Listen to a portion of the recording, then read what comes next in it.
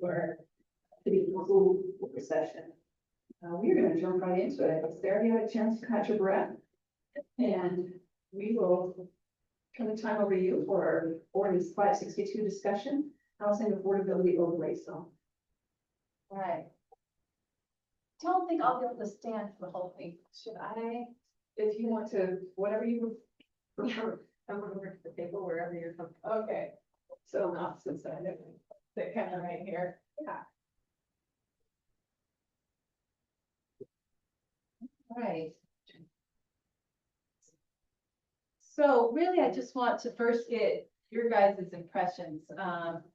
I've sent a new draft proposing a decreased density. Oh, thank you. But with that decreased density, I also changed the percent of the homes that would be affordable. So the reason for the push for the higher density was to get more affordable homes. And I don't think it's a bad idea to balance that out where lesser affordable. I think we can find other places in the city to put affordable homes if we're reducing that to 50% instead of 75%.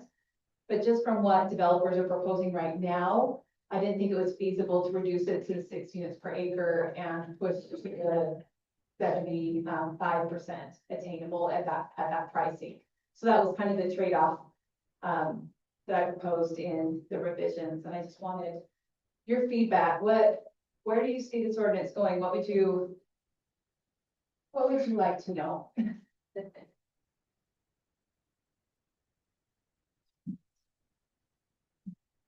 Go ahead, Councilman. Okay, no problem. I get here at 6 meters, ready to go. So it's taken from 8.7 per acre down to 6. Yes, and 6 is the minimum density we can propose for it to qualify for the state affordable housing or correctly, moderate. Thank you, moderate income housing criteria. The whole reason for this is to get something different, so you don't have a community of all the same thing. That's why a little one here, a bigger one there. That's what you're talking about. And I do think reducing that density will allow for more diversity as well. I think that is a positive change. If we're putting more, mixing in the moderate with some more homes that now they might not be extremely expensive homes, but you can put $1 million home on a small lot and that is possible. But I think we will get more diversity if we reduce that requirement from 75 to 50%, because that automatically mixes the community.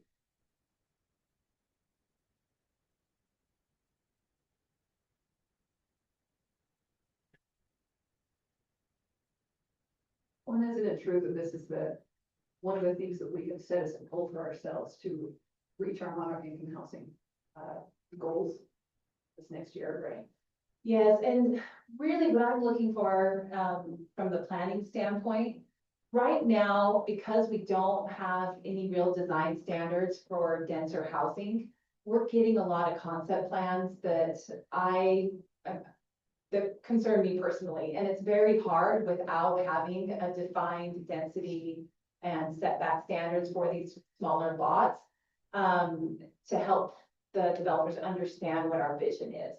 So I would like to see this pass not only to get more affordable housing, but also to get some standards in place for these single family homes so that we can communicate to the development public what we're looking for in these smaller lots and what type of density we're looking for in the residential area of Harrisville. If we're going to go more dense than it's currently zoned, we need some guide rails, what I've been stating, some sort of direction for the developers so that they're not bringing us 14 units per acre or 10 foot setbacks and things like that. So I really like the idea of moving this forward, not only for the affordable concept, but so that we have design standards for our developers to know what we'd like to see for these smaller homes or smaller lots. They won't necessarily even be smaller homes for some of the market rate.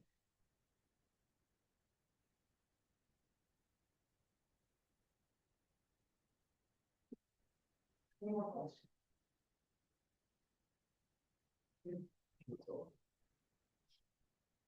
Keeps us a step ahead of the state, right? Definitely, we'd be the first. Has anyone used this one yet? I'm trying to think, as a few months ago, no one had implemented this concept for their moderate income housing. To my knowledge, there hasn't been one adopted yet, but this is new legislation included in the moderate income housing guidelines or strategies. Excuse me, more of the strategies that you can use. That gives us actually multiple years credit for the moderate income housing. So some of the drafts have been proposed in Utah County where there's a lot of high growth taking place. We've changed quite a lot of the content of this.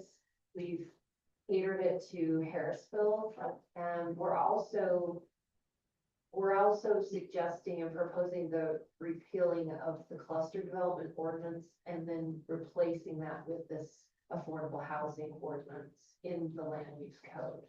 So we wanted to make sure that you were aware of that language in the actual ordinance. It's repealing and then replacing it with this housing affordability overlay zone.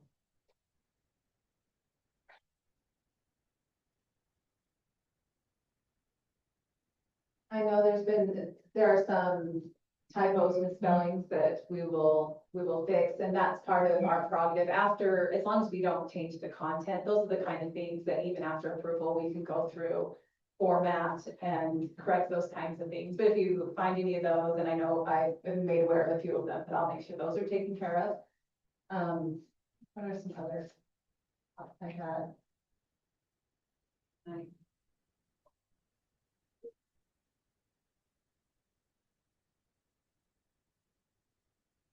So maybe just for clarity, sure, we, kind of go cluster versus the moderate income. Sure. Do you want to talk about what the differences are in those two? So the current cluster development ordinance, and I'm happy to bring that up for you so you can see what we have in our code currently. The cluster development ordinance, we've had experience over the last 2 years with trying to apply this to 2 projects. And some of the bonus density options are pretty much standard in developments now. The history of the cluster development ordinance, it was adopted in the 2007-ish, 2009-ish range. And then it was amended in 2010. I think was the last time that it has been amended. And so for the purpose and intent is to allow for homes in a zoning area to be clustered together and provide more open space in the other areas. So the overall density maintains the zone requirement. So for example, if it was A1 area, the average density in the cluster development would be 1 acre lots. If it were smaller, then they would be smaller. But there were a couple of issues that we ran into as we were applying the ordinance and found one of them, as I mentioned before, were some of the bonus density things that gave developers building designs and front porches and things like that are sometimes standard with our developments now. And so we kind of identified this placeholder in the land use code was a good opportunity for us to move towards the affordable housing rather than having a cluster development ordinance that was a little trickier to apply. And Jenny, I can add some more thoughts on that. The cluster subdivision, well, the idea to keep the open space was well intended. Especially I've been involved in Western Weber County, and they found that it just made for an expense to the homes. Sometimes the open space was maintained and usable, and a lot of times it just made development further apart as we had these unusable open spaces that the city didn't want and an HOA didn't want. It becomes a very difficult thing to manage perpetually. And so the trade-off we're getting with the affordable housing ordinance is the target price. So developers generally want to build what they make the best margins on, but those aren't necessarily the homes that are the best for our community. So when we're setting a target price, it's not that the developers are necessarily going to sell the homes for less than they would. We just want them to think about the target price as their goal market price. So don't make a home that's 3,000 square feet. Put it at a square footage that you can meet that target price. So yes, they will be limited and there's a chance they will be sold under market value, but we want them to look at the homes and say, okay, we need to build a home at this price because this is the price the market, or not the market needs, but this is the price Harrisville needs. If that makes sense. It does.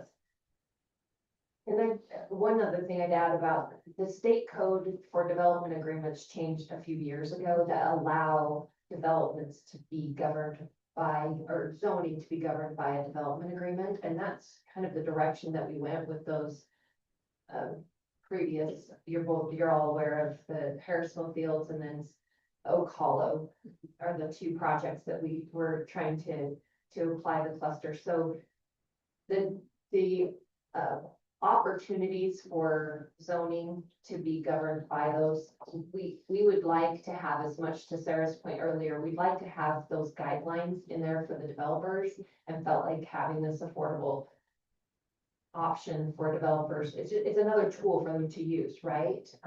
Particularly when we're talking single family homes. And we thought that this was a good replacement for that. Specific to the cluster subdivision, when Jenny hit on this, I'm just gonna say it very directly. With the state of the Utah state law and the changes that they're making, the ability they've given cities via development agreements and some of these other tools, the cluster subdivision, quite frankly, isn't worth the tedious work that it requires for its benefit. It actually causes us more potential problems than it's worth. It's just an old tool, to be frank. Thank you, Bruce. Are there specifically concerns that you have in the current ordinance language or concepts, ideas? I'm open to discuss any and to help you feel confident about the ordinance and what it is doing, what it says, what it doesn't say. I know you're responsible to report, you represent the community, and you'll want to be sure that this ordinance is saying what you feel it says, and communicate that back to the resident. Did we leave in there? Sorry, I didn't get through the entirety of it. I apologize. I usually try really hard to. But did we leave in there the deed restriction? Is that? Yes. So, one of the other main things that I did, and this is a good concept to understand.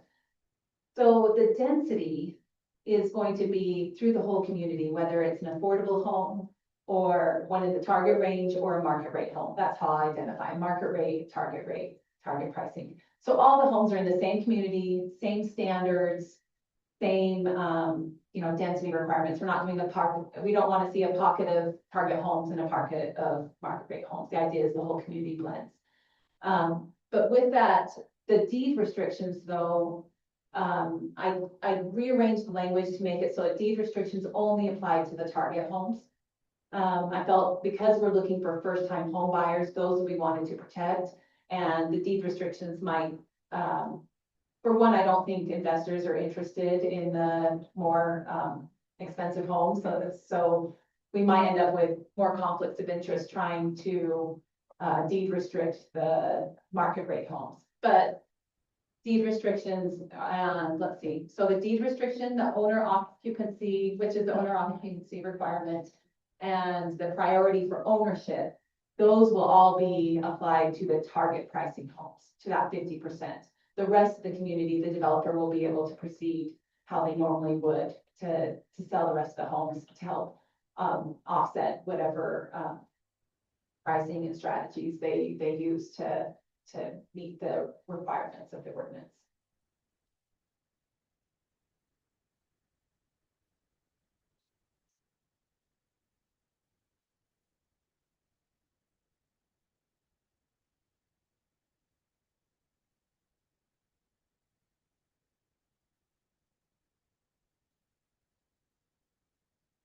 More discussion or questions here? And I can go through the ordinance part, like section by section, if that helps. And then any questions you have during that. There was a question from engineering about the 12-foot front yard setback. I think their concern was if we eliminated the park strip or just in general.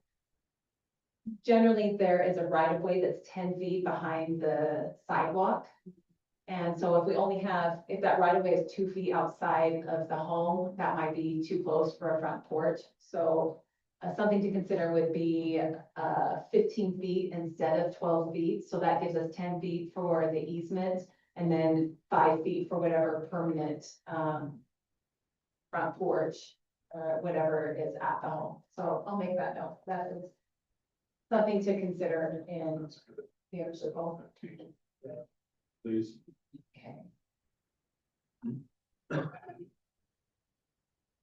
Sarah, is that including the under number 5, the side yard setback as well with the corner lot without?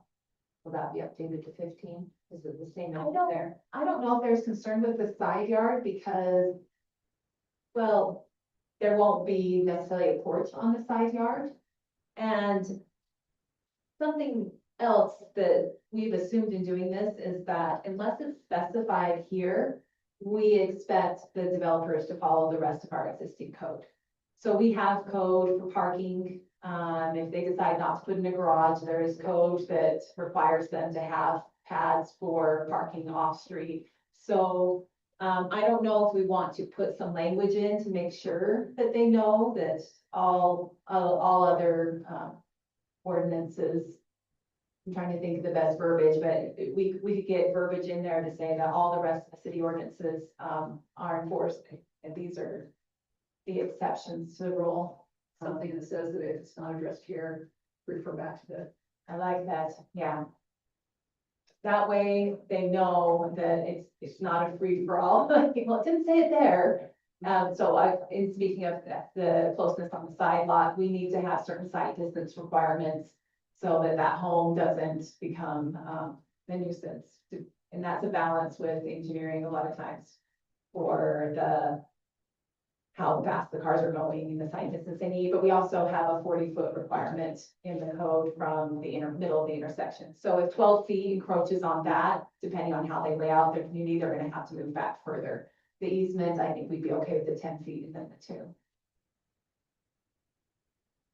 And if we weren't, it does have to pass engineering, and if engineering has a valid reason to push it back, then they would. Another point I think about this ordinance is that if you go to let's go to the beginning of the ordinance. It's trying to think purpose.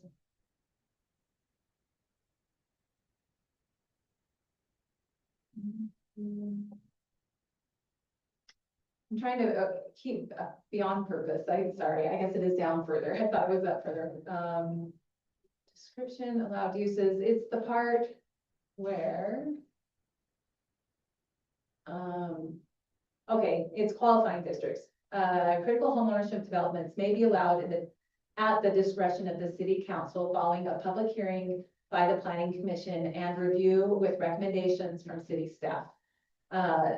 So this is giving them the option to go down this path, but it still requires approval. And the reason we aren't just saying this is a right that you can do in any of these zones, that this is something that needs to go through planning commission and city council, is so that we can create a development agreement and make sure that parcel by parcel, we are taking care and mitigating any situations that housing might cause in that area. So those situations may lead to a decreased density because of access restrictions. There's a variety of reasons that the planning commission or the city council, or staff, engineering, planning may see that the overlay is not appropriate to that area. And this ordinance allows for, those considerations to be taken into consideration. I don't know, it's all mixed up. It's specified it'll be in any residential zones, and I put current or future residential zones. I'm not sure if we have any zones that are not currently residential that would be residential in the future that are downzoned, and that's why I use the or. But in either case, if they're currently residential, even if it has a different future land use plan, they would be able to use this instead of the future land use map designation. It looks like we missed that in A, the switch from critical homeownership to housing affordability. Oh, yes. Those are the kind of refinements that will likely make, making sure we find those things.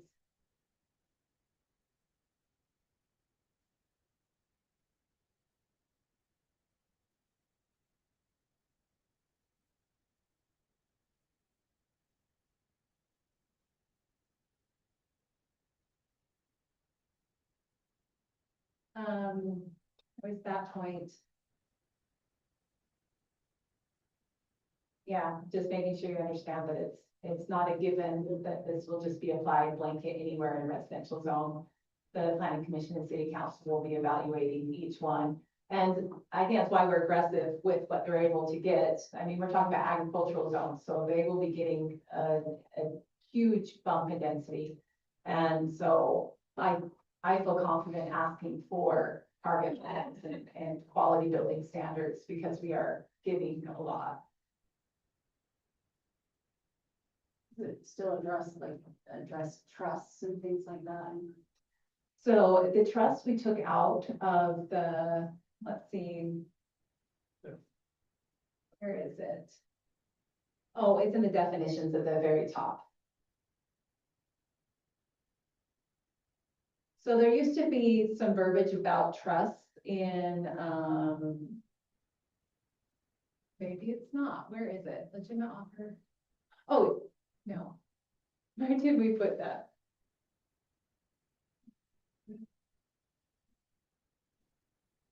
Oh, owner occupied. Yes, it is here. So it used to reference trust. This definition here is straight from the Utah State Code. An individual who owns solely or jointly a housing unit which the individual lives as the individual's primary residence. Now, the reason I took the trust language or I took it out at the request of the planning commission because there are a lot of ways that a trust can be used to, someone could own the majority of the home and own the majority of several homes, and the person living in it may own a very small portion. It's complicated, and when it comes down to it, the people that we're targeting don't have the money to set up trust. They're scraping together a down payment. They're not thinking, I really want to pass this house down to the further generations. So that's why I feel it's important to drop the trust language. That's something that people think about more down the road, and so that owner occupancy requirement would not be applied to the market rate homes. It'd only be the target pricing homes, which would be who we're trying to get our first time home buyers. They don't use trusts, and we don't want a loophole where someone buys a slew of homes with a trust and then puts somebody else's name on the trust, but without the actual ownership opportunities when the trust dissolves, et cetera. So that was my reasoning, but if that's something you're concerned about, we can address it. I just noticed it wasn't where Right. it meant. Yeah. The same rights.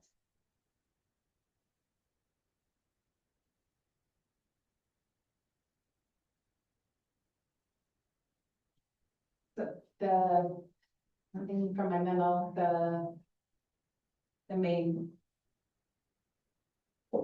changes would be the density. Oh, the minimum lot size, instead of 3,000, it's at 4,000 square feet. I think it would work with 3,000, but I think the comfort level is better at 4,000. And that's what I heard from you. And so with increasing the overall density, I think we can still get a blend of homes with the 4,000 minimum. Yeah. I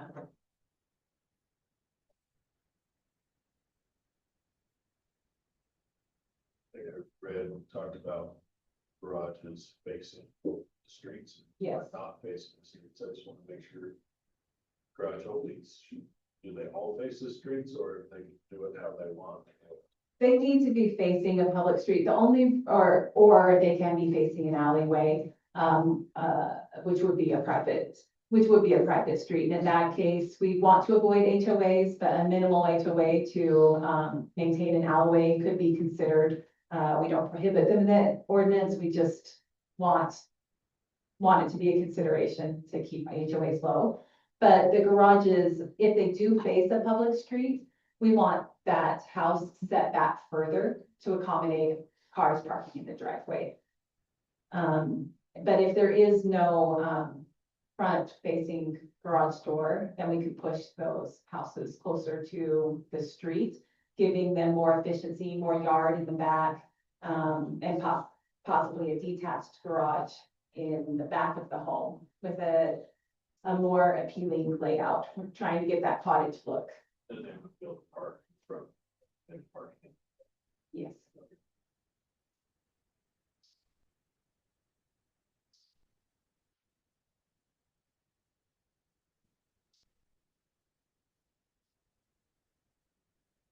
Any more discussion?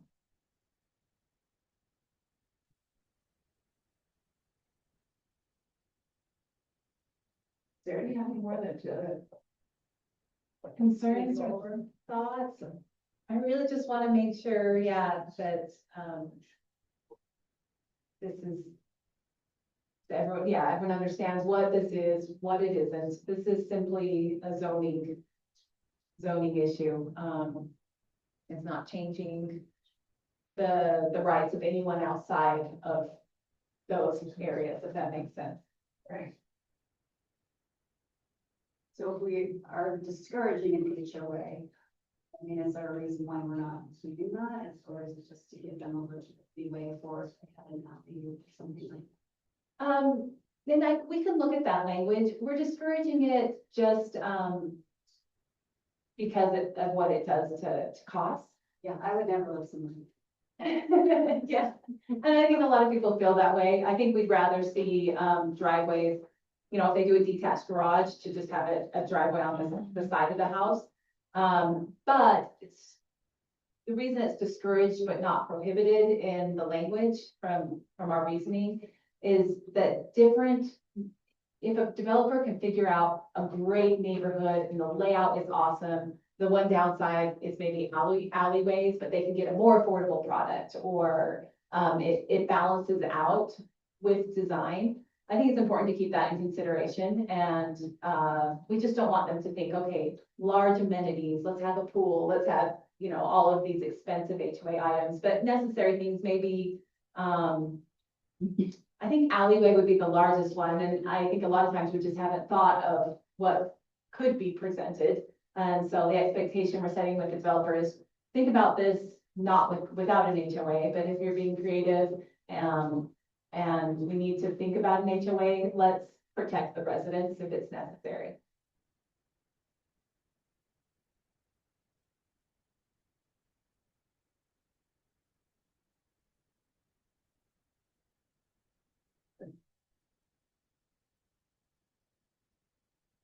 Is there anything more for us?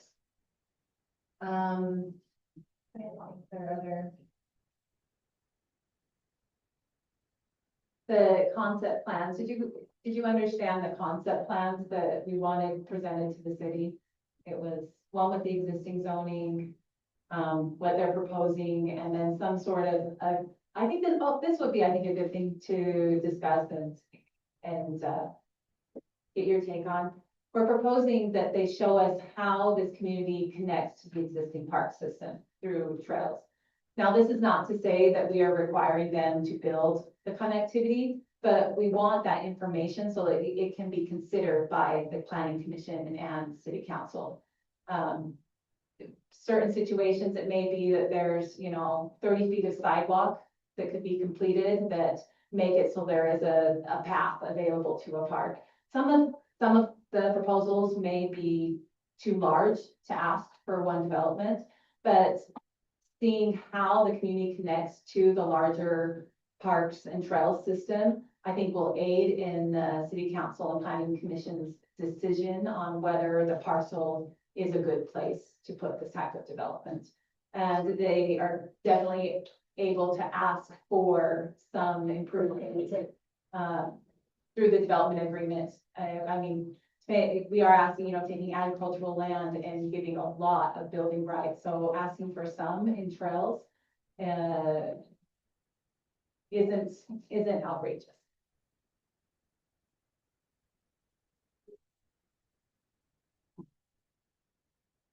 Sounds appropriate to me.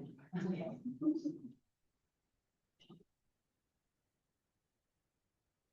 So I'll add to my the city feedback, I would add to change to 15-foot minimum front setbacks. That's something in your motion that I would definitely address.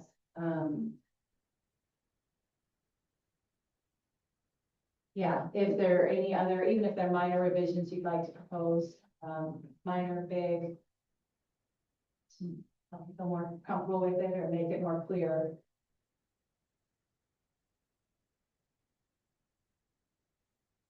Now's the time to think about it.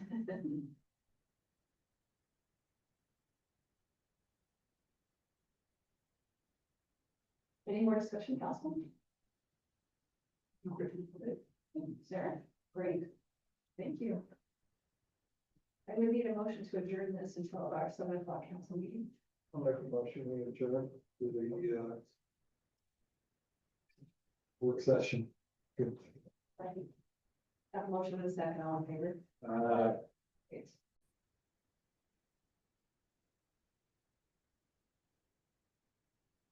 Good evening, everyone. Welcome to our Harrisville City Council. We're excited to see everyone here and appreciate you being here, the council staff and community. You're going to have an opening pledge of allegiance ceremony by Councilmember Williams. All right. You have the name. I pledge allegiance to the flag of the United States of America and to the republic for which it stands, one nation, under God, indivisible, with liberty and justice for all.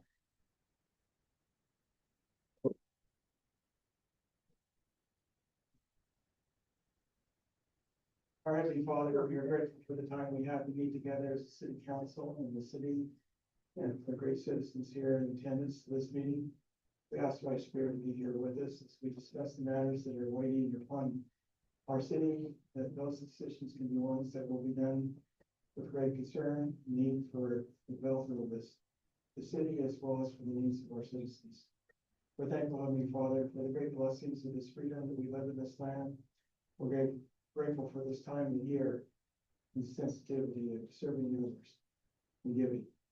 We're thankful, Heavenly Father, for these things and ask for that blessings to be with us in safety in the name of Jesus Christ. Amen. Amen. Thank you, Councilmember Williamson. Moving on to item number 3, approval of meeting minutes for November 18th, 2025 City Council meeting and November 18th, 2025 Board of Canvassers meeting. Council, have you had a chance to look at those? Any changes? No. No.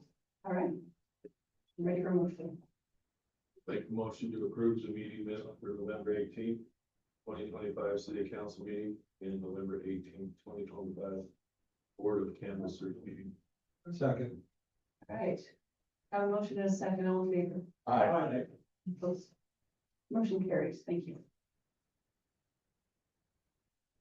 Moving on to item number 4, We have some exciting stuff to do tonight. I'm gonna turn the time over to Chief Wilson. May Wyrick Nick Taylor. Janae is our records and Just speak in the microphone. sorry, Janae will be our victims advocate and records. Nick is being promoted to assistant chief with assistant chief board retiring in January, so you guys want to step up your oaths.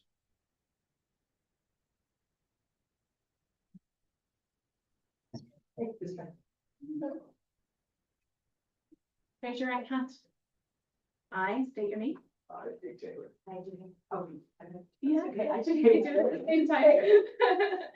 Do solemnly swear Do solemnly swear that I will support, obey, and defend that I will support, obey, and defend the Constitution of the United States, the Constitution of the United States, the Constitution of the State of Utah, the Constitution of the State of Utah, and that I will and that I will discharge the duties of my office with fidelity.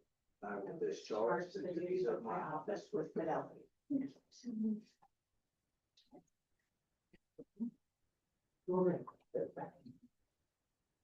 Yeah. Yeah, just use them. Congratulations.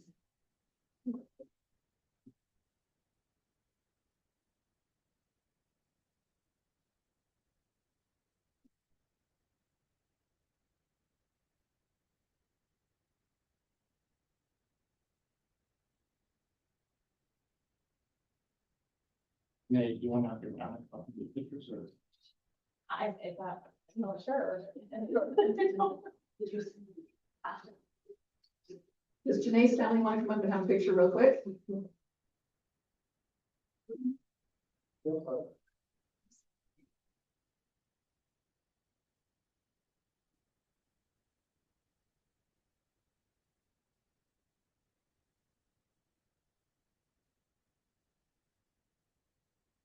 Yeah.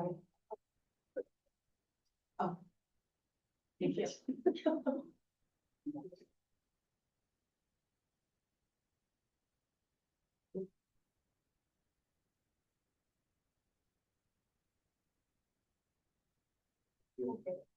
Congratulations again. We're happy to have you here. So Thank you.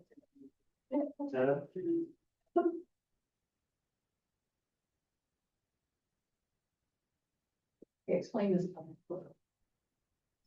She's gonna, give me his new badge for, this is Nick's wife, Tara. It's their opportunity to get even.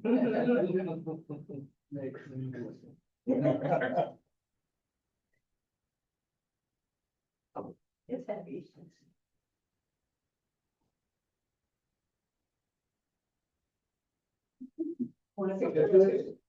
Want your mom, dad, and your kids. Got the whole of it.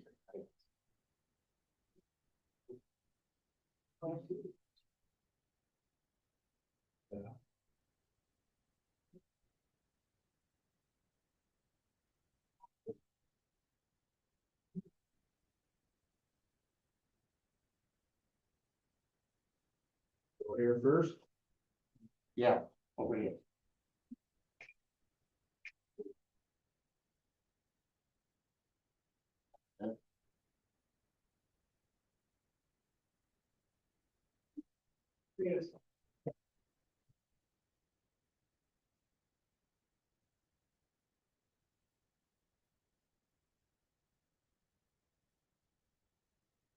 Excited to have those advancements in our city. On to item number 5, and I'm going to turn the time over to Administrator Knight for acknowledgements.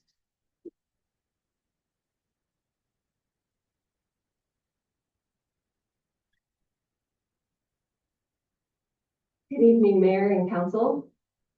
Thank you, Mayor, for this opportunity.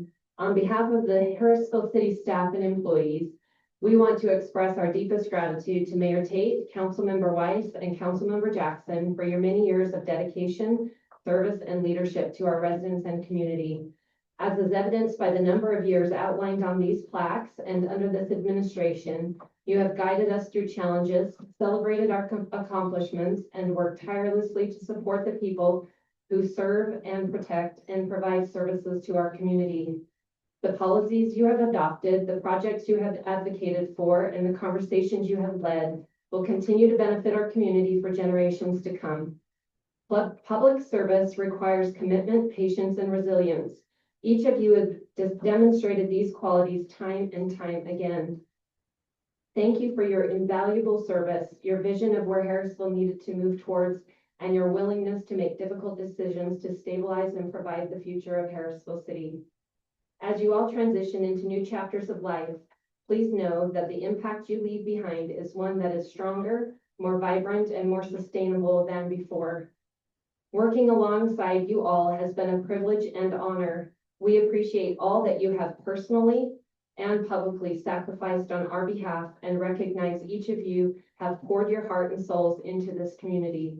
We truly thank you from the bottom of our hearts. Thank you, Mayor Tait. Thank you, Councilmember Wise. Thank you, Councilmember Jackson. We have forever been changed for the better by your service.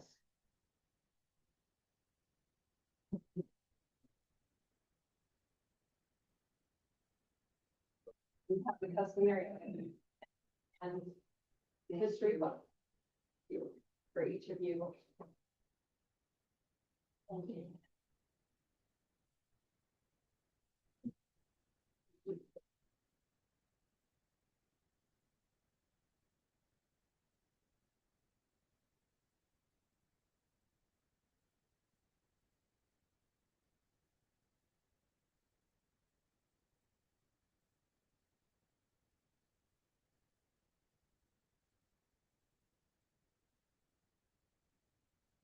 On to item number 6, which is our business items. A is our fiscal year 2025 audit presentation. We're going to turn the time over to Rob Wood.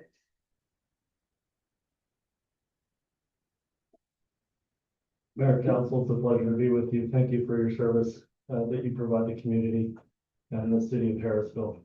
It's our pleasure. We've worked hard over the last month in working to get your financial statements prepared in accordance with generally accepted accounting principles. Get all the funds and the entity-wide statements prepared and to present to you tonight. So I first want to thank the staff for their accommodation, answering all the questions, obtaining the sample items that we need. We also work with a lot of outside entities, such as the county, the state, the Department of Transportation, and confirming revenues that they grant unto you and that you receive and that collect on your behalf, and making sure both entities' records line up. We appreciate the efforts of Jill. She's taken over that duty over this past year and trying to maintain the finances here at the city. So we're here to present that and report on that tonight. First off, really you do this to get an independent auditor's report. So on the first couple of pages of the audit report is our opinion on the financial statements. Now, after we've done all of our audit samples and all that, we've made adjustments with the city, which management has agreed to based on our findings. We feel that the statements presented before you tonight are in accordance with generally accepted accounting principles, and we don't feel there are any material misstatements. Any adjustments that we found during audit work have been accepted and approved by management and then incorporated in these statements. So that's the best opinion I, as an independent auditor, can give your organization.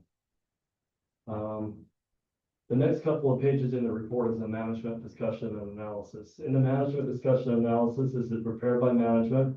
One of the benefits of this document is this is the only place you'll get summary financial information rather than reading. As you can see, we've got 60 some odd pages in this report. This gives you a brief synopsis of what's gone on in the city, not only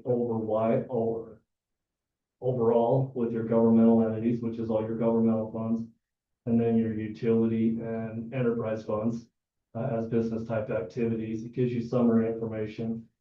Maybe I'd point out just a couple of quick highlights. On page number 7 of the statement, there's a comparison between total assets, liabilities, everything on the balance sheet between the 2 years. Your governmental activities has had a increase in their total assets. A lot of that is we've switched cash that's been bonded for in previous years. Well, now that's being turned into capital assets, such as the new public works building that was put into place in May.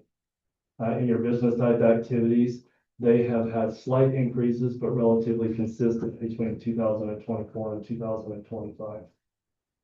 As far as overall operational results, if you were to look at the next page on 9, it would give you total revenues and governmental activities was $6.7 million this past year compared to 6.1 in 2024. And the business type activities also grew through mainly through charges for services. They're at the combined 2.5 million compared to 2.1 in 2024. Expenses have also increased in each of the areas respectively of the revenue increases. Later on in the report, there is some statement of net position and there's governmental funds. One of the things that I would point out overall on page 13 in your governmental activities, you do have a lot of cash on hand, but a lot of that cash is from bonds that's restricted for specific purposes, such as the construction, architectural service, and so forth for a new city hall. We used a lot of the first bond proceeds, your series 2022, was used for the construction of the public works building in addition to additional cash transfers from the general fund to help cover the bills for that services this year. Main portion that you guys probably deal with, not really looking at entity-wide, but you probably focus more on the funds. What's happening in our general fund, capital project fund. We've created a new debt service fund. That's to service the principal and interest payments on your bonded debt. So your series 2022, your 23, and your 25. The debt service fund doesn't have any revenue sources, so the transfers come from other funds who are participating in those bond principal and interest payments. Your last fund is the special improvement district. There's really not that much activity in that one. I collect some fees and have some minor expenditures. Really, on page number 15, you have restricted, I'm going to point out this, you've got restricted cash of $2.89 million still sitting in your general fund with unrestricted cash of 603, just shy of 604,000.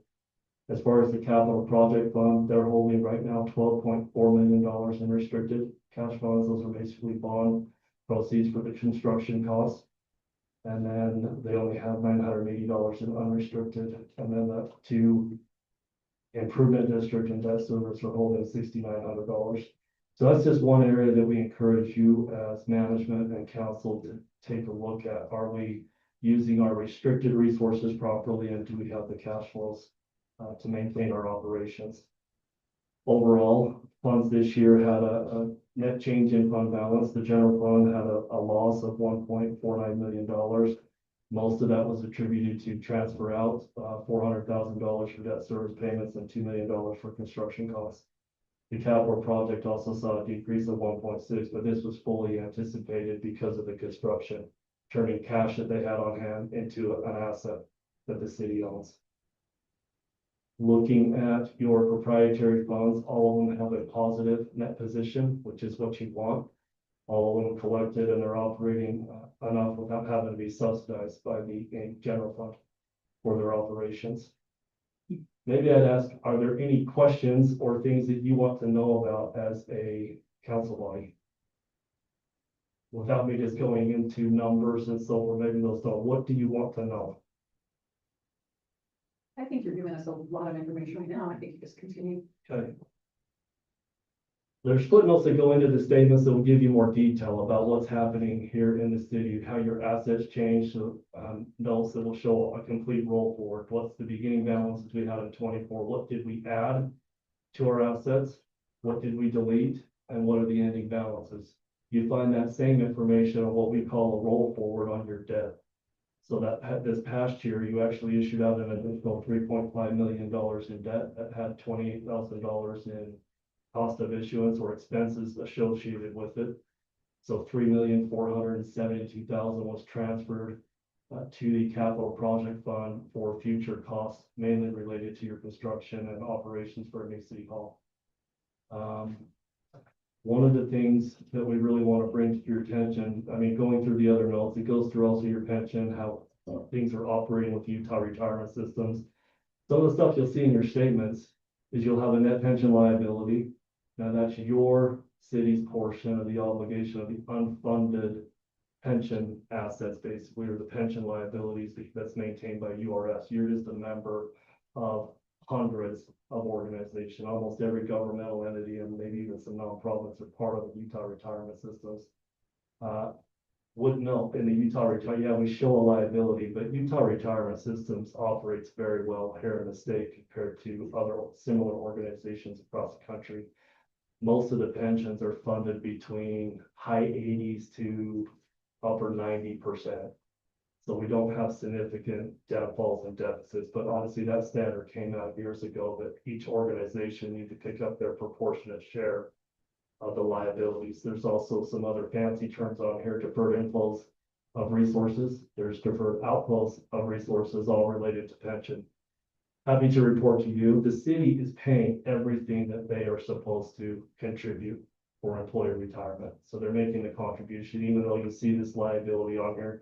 This is not a cash obligation of the city. This is just what you have to pick up. Interesting to note that URS does work with a very qualified actuary out of Texas. It's where the headquarter office is at.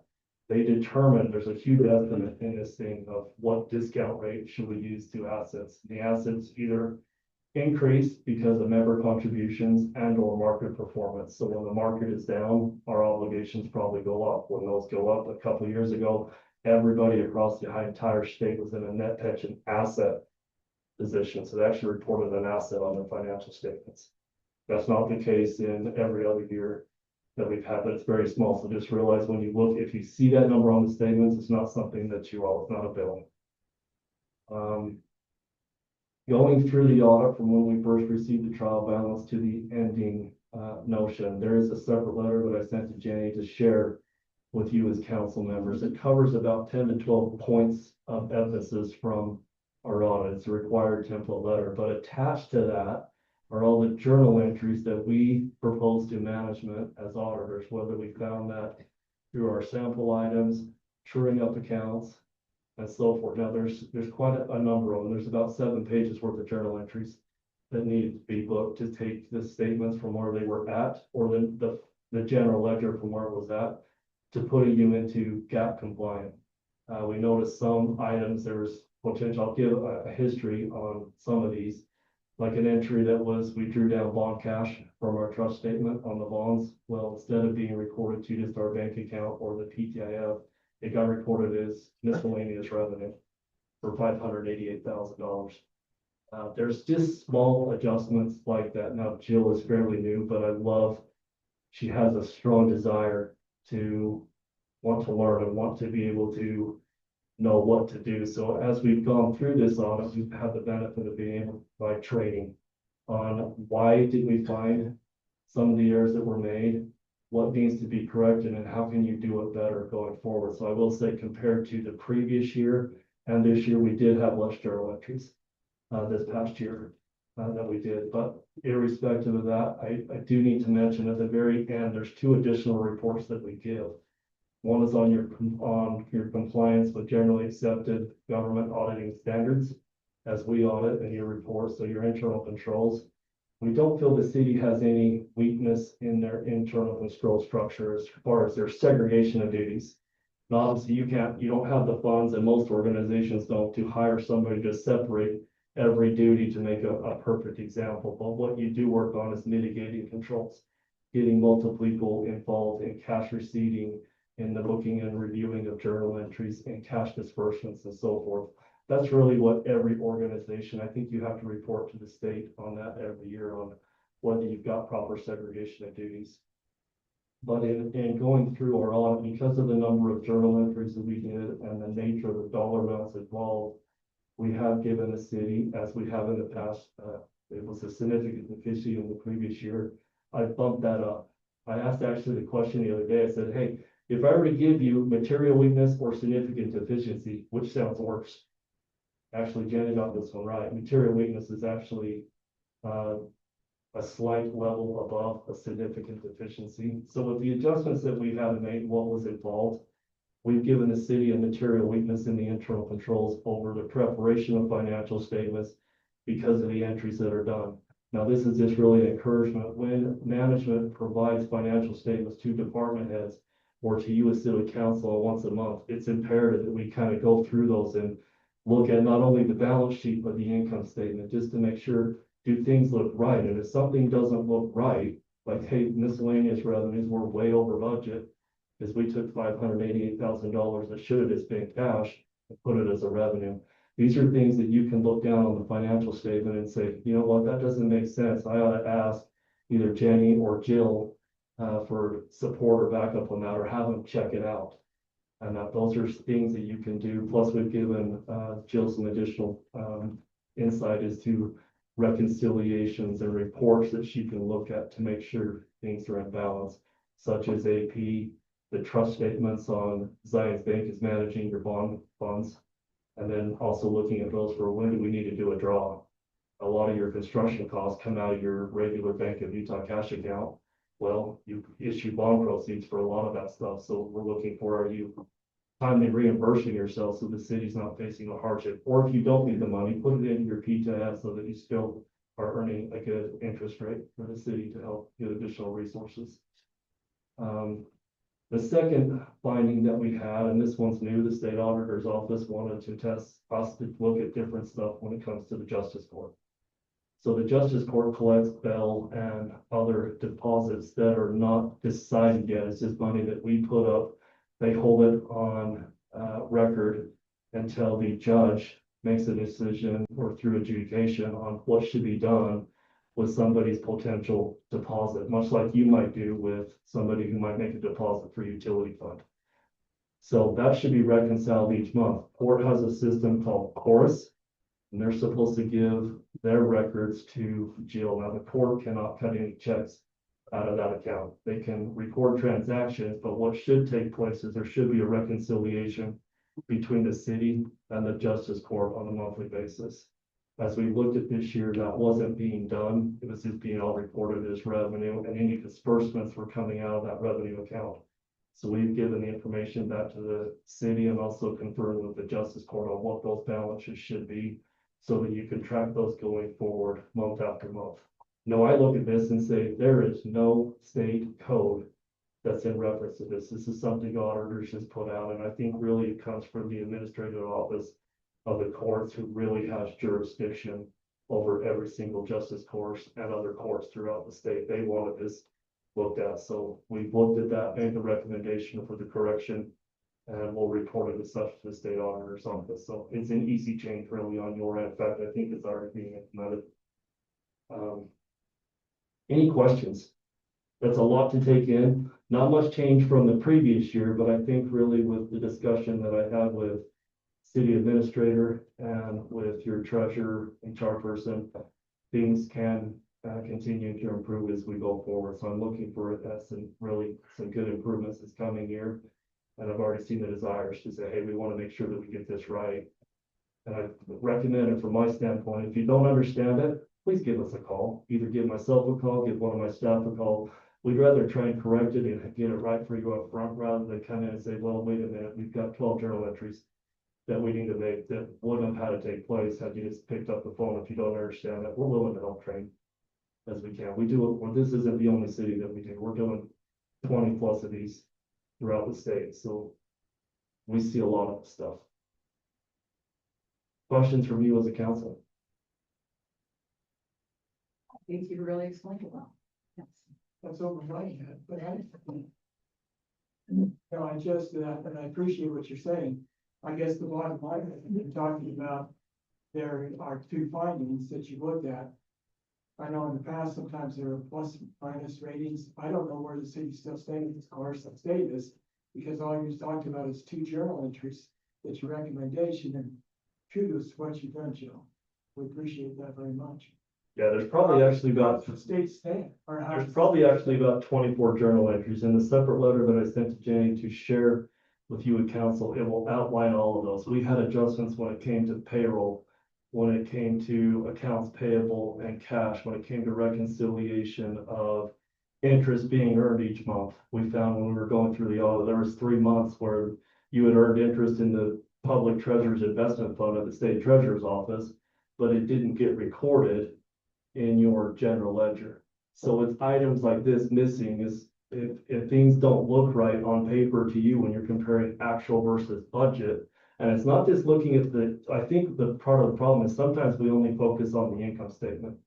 We don't look at the balance sheet to say, where are our balances at? how are current assets versus current liabilities? Do we have the revenues, or sorry, I should say the cash resources or the assets to pay for our obligations as they come due? Especially as you get into in the footnotes, it outlines this is how much principal and interest you're gonna have each year for the next 5 years, and then in 5-year increments after that. That's something you need to take a look at with the debt that you've issued. How much are we gonna have to pay each and every year? And then make sure you have the resources transferred to the debt service fund to do so.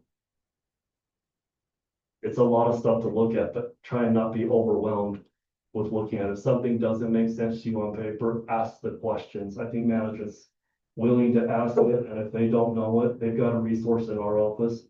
You can call my firm and we'll try and help figure some stuff out for you and provide the training that's needed. Because sometimes you look and say, hey, we don't always have the resources to get the full staffing maybe that we need, but that's something that Jenny's gonna talk to council about. Good question. Anything else? I think they're good. Thank you, Rob. Thank you. Very thorough and complete. Thank you so much for helping us. Yeah, so as far as going back to your question, it really looks at the state. I'm surprised I asked last year because that was the second year in a row we had issued a significant deficiency on your controls over preparation of a financial statement with this. I prepare it for you, but standards really say you should have somebody that's qualified to review this and know that everything's completed. Otherwise, my independence as an auditor could potentially be impaired. Now it's looking at that. I talked to Jill and says the state didn't send a letter. Well, that was 2 years of finding. If you get the same finding 2 years in a row, the state usually reaches out to you and asks for a corrective action plan. I'm assuming with the one that's attached to the back of this report that they will send you a letter asking for, you've received these findings multiple years in a row. What is your corrective action plan to make sure that these are corrected and adjusted going forward? It's more common with smaller entities than it is with larger cities. Unfortunately, the smaller rural type entities may potentially have these kind of conflicts and that, but you can overcome the situations. And we can try and help do so in the best way that we can without impairing my independence, because it's got to be your report and your decisions. Okay, thank you. Thank you. All right, I can have a motion from the council. It's not. Okay. You can talk about.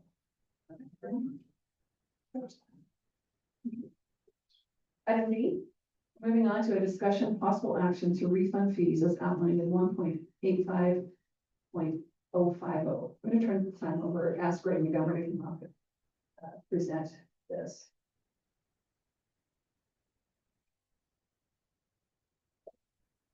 Members of the council, mayor, I appreciate this opportunity to share with you my request.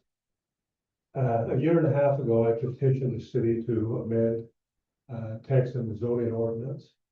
And that petition has never seen the light of day, has never been to the planning commission, has never been to the city council for determination. And the application was a complete application. The reason I'm making the request now is I notice on the item you have following this, you are actually considering what I actually petitioned for to remove the cluster subdivision ordinance. Though my petition was never discussed, has never been vetted with the planning commission. You probably won't find any minutes at all where there's a discussion, is there any value of keeping the cluster subdivision ordinance? But in the process now that's taking place, you'll be considering removing it, which is what I petitioned for originally, but never had a chance to talk to the planning commission or council to get an action on your behalf of my petition. So based on the ordinance that you have, there's 3 criteria that you are required to take a look at in determining if a refund should be given of the petition I filed. Those 3 items talk about what were the actual costs of the city incurred. As I mentioned, there was never a public hearing for my petition. There was never any action in the staff reports. The only action that took place was a couple of discussions in the I can't remember the name of that meeting is, but it's kind of a combination of all the different entities of the city looking at all different projects. That was discussed twice, but it was not a special meeting. It was part of what everything else has been discussed that day. The second is there anything distinguishable between my request and others? I'm not aware of any petition that you have received where you have not acted on it. So I do feel that in the sense of fairness, in terms of public process, mine is different because it has not been considered, not been acted on or discussed. And the final provision is that the prevailing public interest is maintained.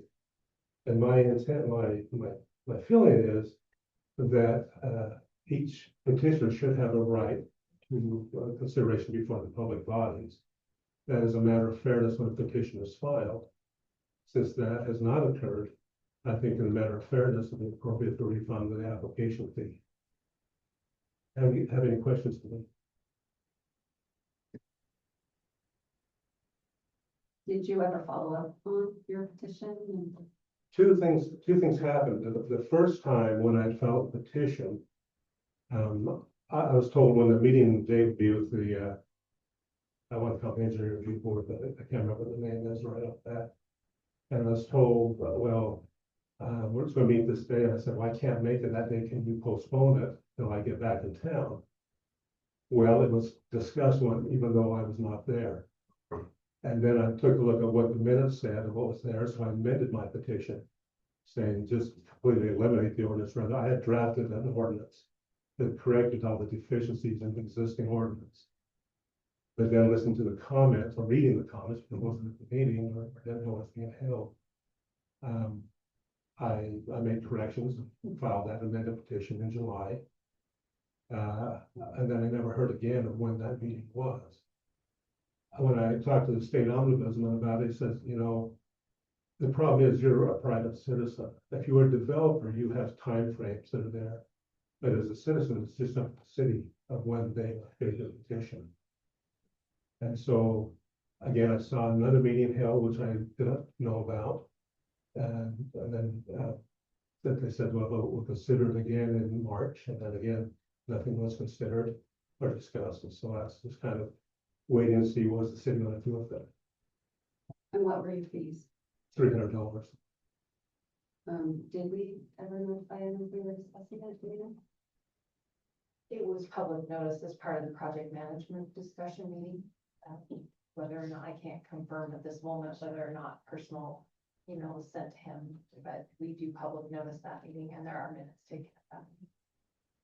And you reviewed those and you felt like it wasn't addressed. Correct. I mean, it's because a petition is to be acted upon for recommendation of the planning commission to city council. It never even made it to that, either one of those bodies. Both meetings that were noticed, like I said, the first one, I said I couldn't be there, would you reschedule it? I got word to reschedule it, but then when I got back, I said, oh, we already considered it. And then the next one, again, I had a doctor's procedure, and they said, well, we're just gonna go ahead with it anyway. The two other meetings.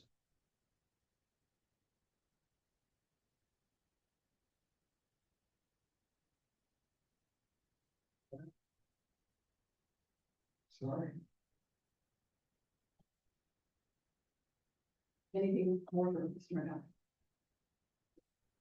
Any discussion here?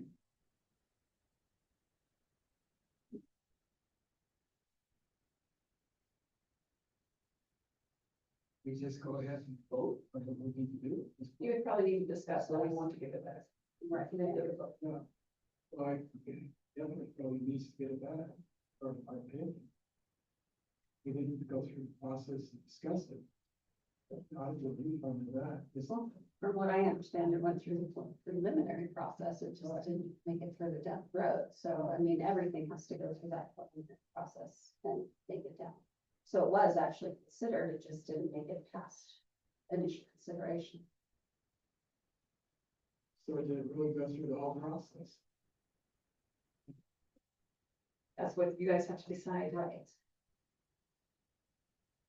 Sounds like it started the process, but didn't go all the way through. Brody, do you have anything to say, any counsel for us on this? So legally, your certainly able to refund the petition. I think it's he did not get a chance to talk with the planning commission, which would generally be consistent with the petition filed.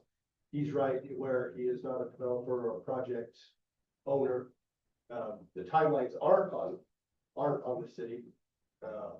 It's also important to note that at some point in time, his petition kind of morphed with the work the city was doing already.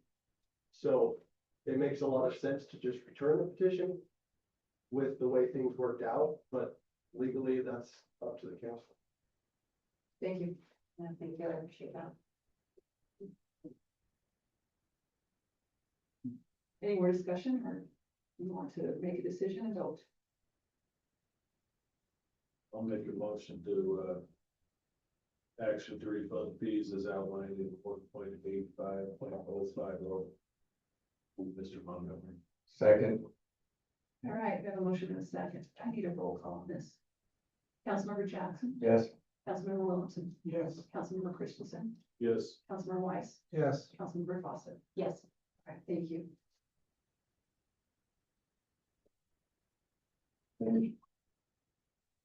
All right, moving on to item C. Discussion, possible action for ordinance 562, which is the housing affordability overlay zone. Turning the time over to Sarah. Hello, Mayor. Hello, Council.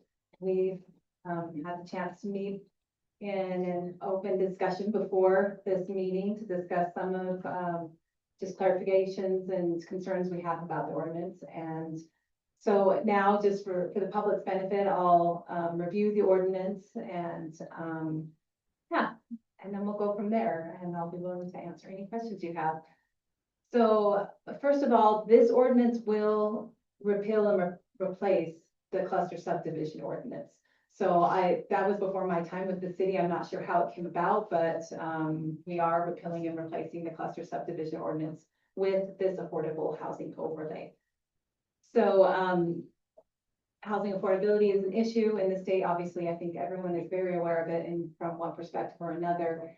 And so Utah has asked that the municipalities meet certain requirements for affordable housing. And adopting this ordinance would meet one of the requirements the state has for moderate income housing.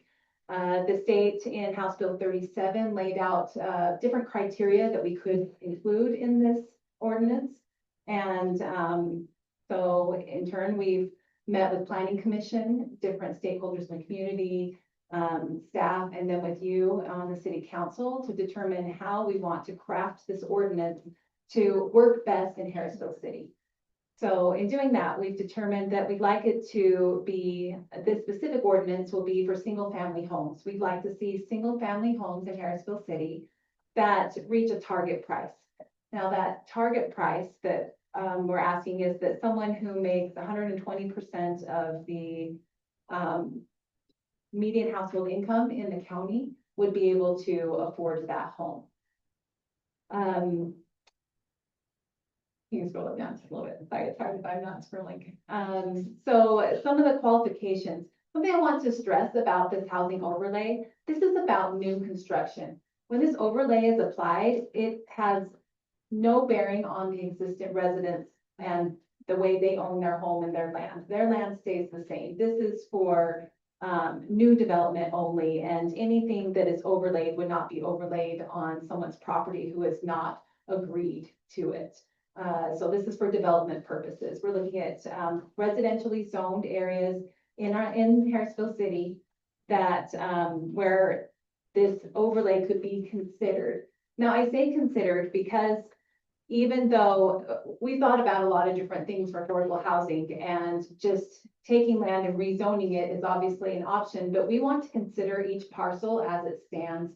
We want to consider, is this the place we want to see a little bit higher density housing? And so the Planning Commission and the City Council will have the chance with the development agreement to consider each project. Now, the ordinance lays out the criteria that would make it more the standards we want to see. If someone wants to be considered for this ordinance through the Planning Commission and City Council, we'd like to see them meet this criteria. So qualifying districts, it's residential areas in the city, our residential zones. The total project area, we like to see it at least 5 acres. So it's not just 1 acre, small parcels here and there. We'd like to see large chunks of land that are redeveloped or developed at once. We have a variety of density and design standards to make sure that these homes fit the fill and need of the community. We've also asked for the developers to present park connectivity options. We want to see how this community fits into the greater Harrisville Trails Network and Parks Network. Now, it's not to say that they have to build all those connections, but we want to know how that will be done, and maybe as a planning commission or city council, we can work into the development agreement, some improvements that would make that development more viable and more connected to the greater Harrisville area. A part of this ordinance is that some of the homes in the development area would meet a target pricing and a deed restriction.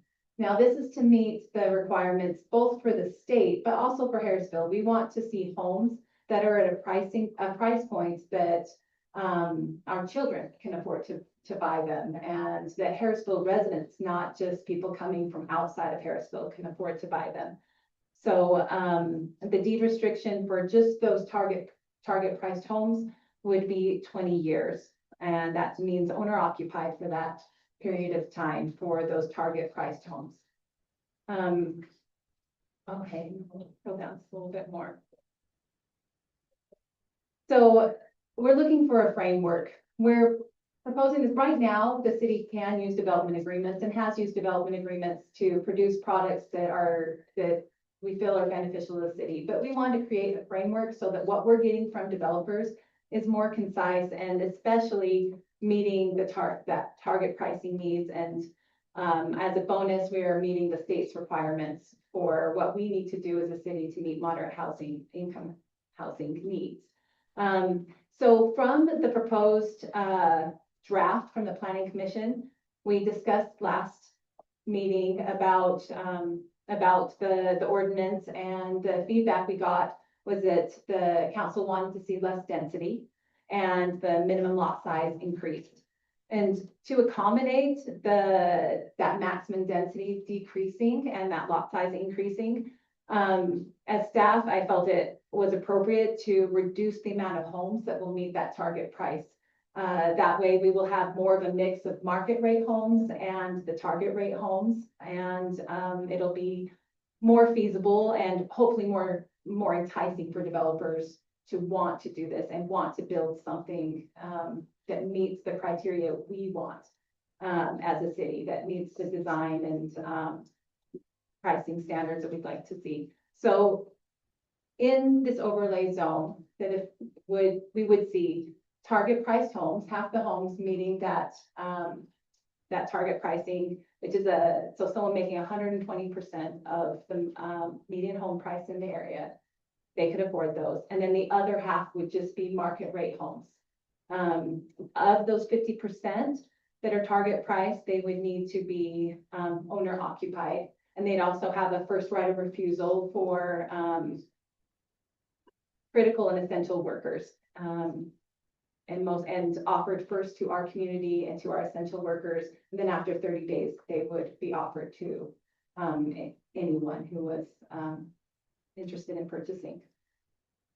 So That sounds like first-time home buyers. yes, and if we scroll up to the definitions, and I can go over. Oh, yeah, next one. So critical and essential workers, it means persons who are actively employed within Harrisville City and surrounding cities at jobs considered critical and essential, including employees of Harrisville City, employees in the sectors of healthcare, law enforcement, first responders, education, military, and veterans, and other government entities. And it also says first-time home buyers in addition to that criteria. So now any questions that you have or any discussion you'd like to have about this ordinance, I'm open to answer anything you've got. Sarah, I think there's some confusion about this applying to only new homes and not existing homes? Yes, so this ordinance does not and cannot apply to someone's existing home rights. This is what we're looking for when a developer comes in and builds new homes. So this is purely a zoning operation, and it would not apply to existing homeowners. Nor any or all developments, correct? Correct. If it help me So it wouldn't understand. apply to every development that comes in later. Right now, it's, you know, it's a zone that we can apply. Yes, it would be, theoretically, it could be applied to any residential zone, but it would be selective based on the needs of the city as determined by the planning commission and the city council. So it doesn't give a right to develop this way to developers. They would still have to go through the development agreement process. And then can you kind of explain the deed restriction? Like 20 years. 20 years. That's kind of what that It- means. So it would go on the title of the home, and whenever that home is sold for the 20 years after it's first built, the person who is purchasing the home would need to live in the home. So it's not 20 years per owner, it's 20 years. That's not the way we've written it. We could write it that way, but that is not the way it's been written. No, I just wanted to clarify. Okay, That's what that means, and then after that, it could be. the deed restriction would expire on the title after 20 years. That's non-owner occupied. Yes. Yeah.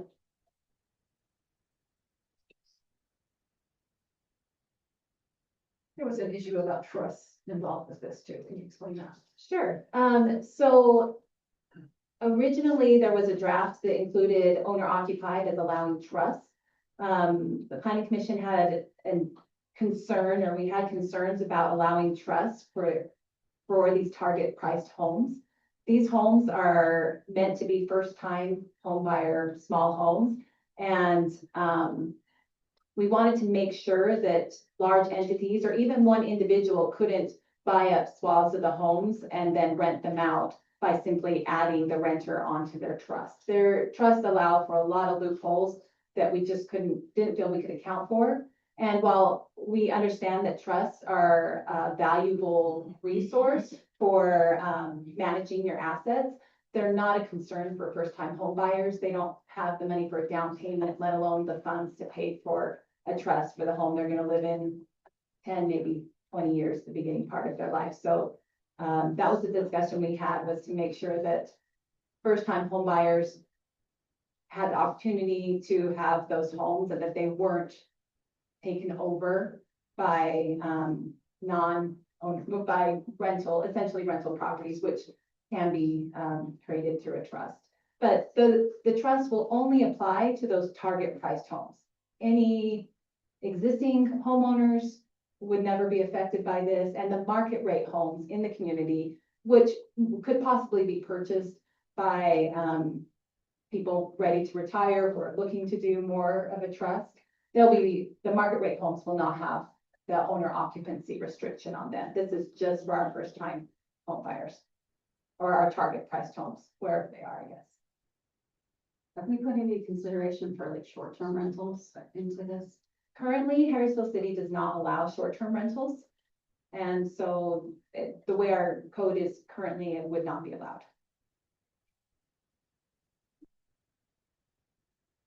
Is there concern about enforcing the 20-year rule? Absolutely. I think enforcement is always a concern. And I guess that's all we can say, that we aren't the entity enforcing it, but if we wanted to, I guess we'd have to think of a means. I guess the other part is that somebody wants to do that, it's not taking advantage of that situation. They get into the home and then they basically sell. Of course, I know it's a 20-year on the home. Yes, So does that go with the deed and the contract it expire? is on the deed. So whoever purchases the home would have that same restriction on their deed. So it could be enforced if an entity wanted to.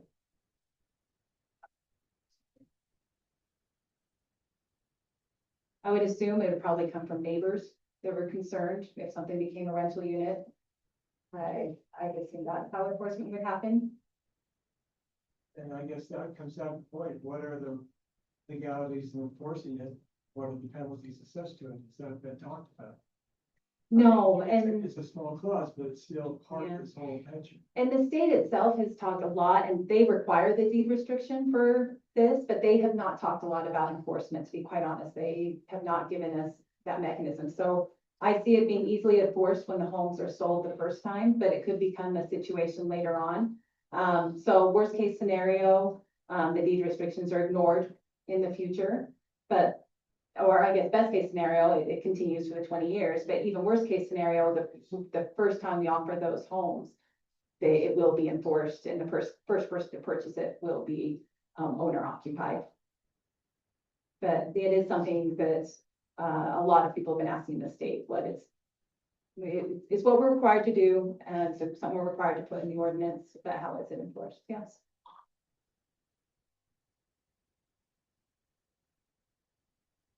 Well, chapter 2. Nobody knows what chapter 2 is. Any more discussion, Counselor? You mentioned setbacks, Yes. what from 12 and 15 feet. So I haven't, Go ahead. oh, sorry, I haven't marked this, but in reviewing this ordinance, we realized that so when you don't have a garage in the front of your house, we've reduced that front yard setback so that we can get more rear property for the home if they're doing a detached garage in the back. But because there's a 10-foot PUE behind the sidewalk, that only leaves 2 feet of like permanent concrete porch space. So I would recommend placing or increasing that front public street facing front yard setback to 15 feet to allow for 5 feet between the PUE and the home. Then if you had the garage in the front yard, you'd have to go to the 20-foot. 25. 25, yeah. Thank you. Yes. Thank you. And can we kind of clarify that that's a minimum, that's 15 feet? It's not, It is a minimum, and it's it's not that you have to, that's just the minimum. right. These homes will be a different layout than I think we've seen in some other areas. So we're trying to get them to meet the target price. And that would be one of the reasons for the reduced setback. I was just clarifying for, parking in the front versus parking in the back, because if you have a setback, you'll have the room in front. If you don't, then You have the room in the back, yeah, and all of the parking standards, that's something else we've discussed. Other than these exceptions that are specified here, the rest of our code will be enforced. We plan on, that we already have residential parking standards. We have garage or parking requirements, slab requirements that need to be on the property. So this doesn't throw out the entire code. It's just the density and some setbacks to help make it affordable is what we work with. As we put this together, is this still a work in progress? Or is this a kind of a final draft? I would encourage you to pass this ordinance. I think we've spent a lot of time reviewing it. Personally, as developers have approached me and wanting to develop in Harrisville City, I would like to have better standards for this denser housing option. And so work in process, I'd say our entire code is a work in progress and up for negotiation, up for the process of repeal, replacement. But this I feel is ready to become code if you felt it was ready. So it becomes a tool to help keep the standards in Harrisville the way we want them. And that's how I see it, it accomplishes 2 things. We are pushed to have higher density through the state. And so we have standards for that density. And then we also are meeting the requirements for the moderate housing that the state needs. And once the developer comes in, they still have to go to the planning commission. They still have to go to the city council. They still have to go through the entire process. And so if we find areas that have reasons that this should not be applied, we can address them one at a time. Thank you.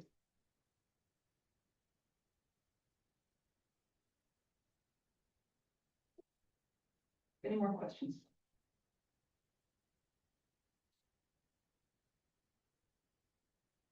Karen, are you ready for a motion? I think so. Okay. So I'll make a motion to adopt ordinance, for my glasses. 526, the housing affordability overlay zone. 562, what is it? I was dyslexic for a minute. 562. Do you want to just repeat it? Yeah. Okay. I make a motion to approve the ordinance 562, housing affordability overlay zone. Should we put the stipulation 15%? With the adjustments as discussed. Yeah, so there's the two in the packet, and then the 15 feet is not in the packet. So if you choose to include those, you want them in your motion. With the setback change from 12 feet to 15. And subject to the planner's memo, please. Subject to the planner's memo. Then recommend. And recommendation. All right, we have a motion. We have a second. Second. All right, motion and a second. This is roll call. Councilmember Christensen, Yes. Councilmember Fawcett, Councilmember Weiss, Councilmember Jackson, Yes. Councilmember Williams. Yes. Thank you. Motion carries. Thank you, Sarah. Moving on to item D, discussion of possible action to surplus easements. I'm going to turn the time over to Bryan, Fife, and Mark Wilson.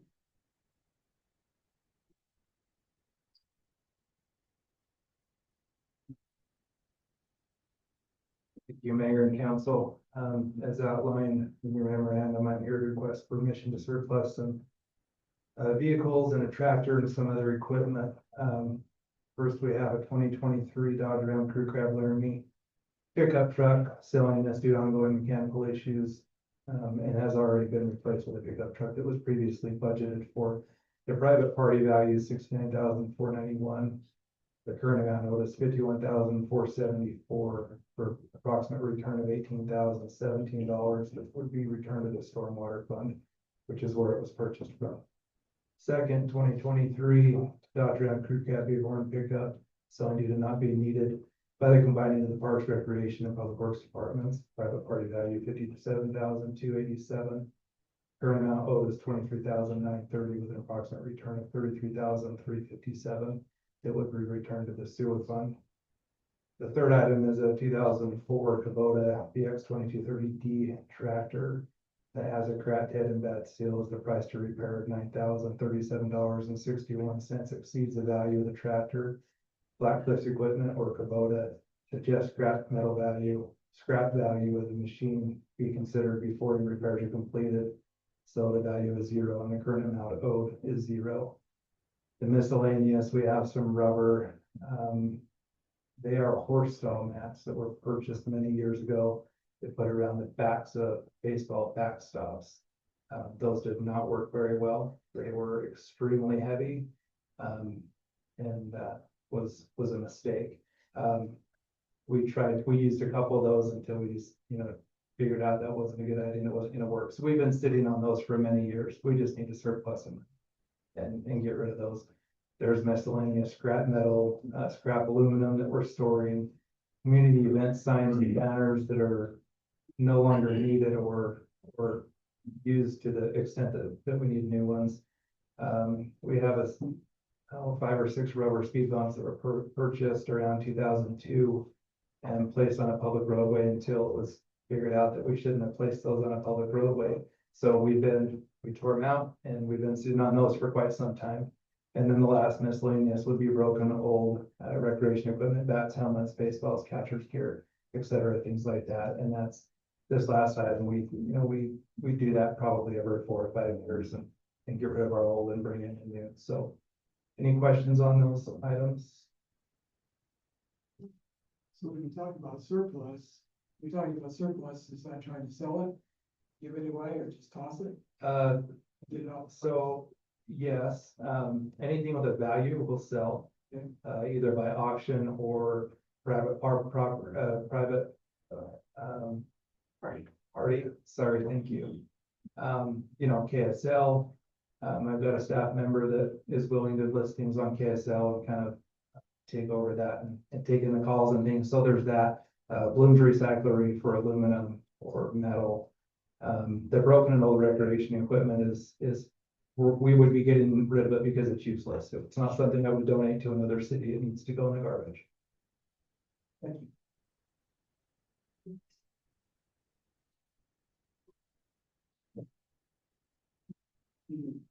I think we have other stuff. You know what, let's do this separately, just so so it's clean, okay? If we're good with this, could I have a motion on this? I just had one question on the tractor, is that by weight, they'll scrap it out? How much do you think we can get? I do not know that. I don't know how they would scrap it out. On Blackcliff's information, it just says we would suggest scrap value of the machine be considered before repairs are completed. So I don't know if that's by weight of metal. I don't know if that's by taking it to the auction and maybe somebody buys it for parts for that tractor. I don't know that. But you would be willing to look into that, make sure. Oh, sure. Yeah. All right, any more questions from Bryan? Now, let's separate these into the this one first. I'll make a motion that we allow Bryan to, surplus the list that he brought to us. Second. All right, a motion and a second, all in favor? Aye. Any opposed? Any motion carries, thank you, Bryan. Thank you. Hey, chief. As many of you know, we replaced our radios last year, and we're in possession of the old car radios that are no longer used. Being able to be used on this system, I found a company that buys these, repurposes them, sells them to police departments in other states. We're asking to surplus those. And as we were looking into this, we also found that we have a few radar units that are. We have a few radar units that are not working, that we kept around for parts. We no longer need those for parts. We have different radars now, they won't work, so we found a company that will also repurpose those, they'll fix them and then turn around and sell So you would sell them to them? them. Sell Yes, your, okay. Well, that's it. thank you. Any more questions or discussion? Yeah, just the question is where the money, is it just going back into the general fund? And that's what we request, yes, to go back into our equipment. Okay. Yeah, the police department equipment. All right. I'll make a motion to surplus the equipment that Chief Wilson just listed. Second. Motion and second, all in favor? Aye. Any opposed? Any motion carries, thank you. Right, item E, discussion possible action to adopt resolution 25-18, which is an active shooter task force MOU. Turning over to Assistant Chief Nick Taylor. Thank you, Mayor. Thanks, Council. Everybody got, this in their packets and had a chance to go over it. I guess I'll just give a brief overview of what this is. This was something that, we were able to identify as a possible training deficiency within our, department, within the area of, as it relates to school safety. And it's a memorandum of understanding for the Tri-City Active Shooter Task Force, but it's also been compiled to down the road serve as a task force to deal with any type of mass casualty incidents that we would have within what I'm referring to as the Tri-City area, Pleasant View, North Ogden, and Harrisville. This MOU allows us to gain partnerships with our surrounding agencies, including the 3 police departments in Northview Fire, to address some training needs that we have as it comes to school safety. And the MOU guidelines the training requirements for the agencies, the input that they would put in. It's a partnership to help cover, so we can all train together, as well as, addressing, those training needs that we have. Would you please explain what a memorandum of understanding includes, or what it? Yeah, so this document was drafted up and it was reviewed by our attorney as well as the other participating agencies. And it's I don't want to use the word contract. It's more of an understanding and a formal agreement to where we can operate and set up trainings with commitment from those agencies, so we can move forward in a manner to be more effective. So it's a written agreement that outlines what the expectations are and what we're trying to accomplish with training. I think in order funds, Nick, are we gonna have our own training budget the way? Yeah, so similar to, It can be one. yeah, so similar to other trainings that we do, it's not uncommon for law enforcement agencies to participate and to collaborate with trainings. This would be the same thing. In the MOU, it is outlined that if there's opportunities for the task force to apply for grants to the DOJ for funding and equipment and stuff, that the MOU outlines maintenance and ownership of that equipment stays with the task force. It should be mentioned that the chiefs in the surrounding agencies, to include Chief Maxville with Northview Fire, have been very supportive of the MOU. Chief Hyman with North Ogden has already had his legal counsel review it and approve it. He has signed the MOU and returned it, along with Chief Maxfield with Northview Fire. And still working with Pleasant View Chief Talbot. There's a stuff. It's done. Just got a message tonight saying there's a sign. Okay, I was gonna say initially, he had strong support for it and recognizes the. Any more questions? No. Thank you. Thank you. Are you ready for motions? I move that we adopt resolution 2518 and become involved with an active shooter task force and enter an MOU with our sister agencies. Second. Ready? That's great.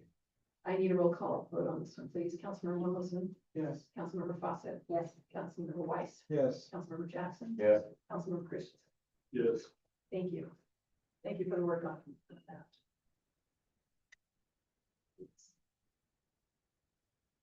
Item F, discussion possible action to adopt resolution 25-19, which is America 250. I'm going to turn the time over to Jennie Knight for this. Thank you, Mayor. Good evening, council. This resolution is regarding a national kind of coalition that's, the background on this is on Saturday, July 4th, 2026, our nation will commemorate and celebrate the 250th anniversary of the signing of the Declaration of Independence. There is funding available for local governments through the America 250 Utah Stipend Program. The application deadline for this funding is the end of this calendar year, and there are 3 items needed to be met to apply for it. The stipend is for $1,500. First, we have to create an official Harrisville, Utah 250 Community Committee. We have to adopt the proposed resolution this evening and submit an idea for a city celebration, whatever you determine that we want to do to celebrate the America 250. Some suggestions that were given through the committee spearheading this are having a community picnic, having a community city celebration, having a parade, doing something to commemorate that anniversary. So we are looking for some guidance. Staff is looking for some guidance on what type of celebration as part of your discussion, if you can narrow that down or give us a general idea of what you would like us to plan for on that date, and also, or if it's not on that date, near that date, and give us the go-ahead to start the process of advertising for a community committee to spearhead this initiative. This was introduced to us at the Utah Cities Lakes and Towns Convention this last October. It is, I've been on quite a few websites. There's all sorts of handouts, videos. It's become quite a big thing nationwide. So I think we need to be part of this. Great. So you said a picnic parade, what else? What other ideas did they have from now? A city celebration of sorts. They're trying to encourage drawing the communities together for whatever event that we do. We have a suggestion of a time capsule that's over at the cabin. Maybe we can. No, Actually, it's not there. didn't pen out the way. Oh, okay, that was something that we were talking about. It's also been talked about having just community potluck. I don't know if that will work. That is something that the America 250 has asked. Maybe we could come together as the United States and everyone have potluck on that date. The committees determine that, and I don't know if the members of the council would want to be on that committee. With that, but as the future ones too. But that's what we need tonight, is to have the idea of whether we're gonna go forward with this in order to apply for this type. I think we do it. So, Do you vote on this? okay, I'll make a motion. Make a motion that action to adopt resolution 2519 America 250. Okay, second. All right, I need a roll call, please. Councilmember Wilson, Yes. Councilmember Jackson, Yes. Councilmember Weiss, Yes. Councilmember Christensen, Yes. Councilmember Smith. All right, thank you. I think it was super exciting and looking forward to that. If you need an idea. So why don't we, go with the direction that you all want the committee to decide what type of city celebration it would be? We'll include that in our application. Would we be able to do something like smaller version of the fall festival? Possibly, if the funding's available, that's $1,500. Yeah, it's not even covered. But we would be happy, we'd be happy if we could solicit donations and engage the public and the businesses in our community to help support us. I think we could make that happen. Yes, I know there's some surrounding cities that are doing it, maybe a combination of that too. Yeah. Yep. That's great, thank you. Moving on to item 7, which is public comment. This is for those of you in the audience that would like to address the council. You're allowed to come to the podium. You have 3 minutes. Please state your name and your concern.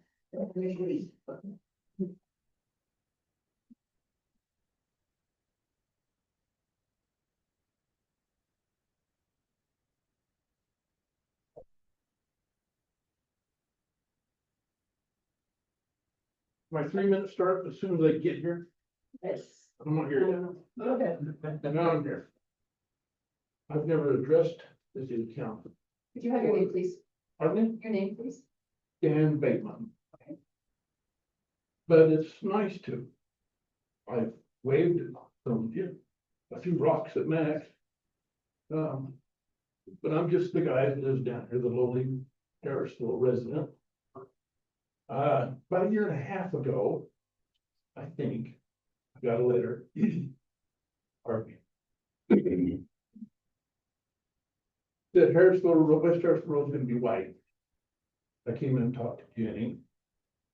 At that time, we looked at a map and she gave me a little some indication that everything was gonna be done according to Hoyle. I looked up Hoyle's rules and said it'd be good.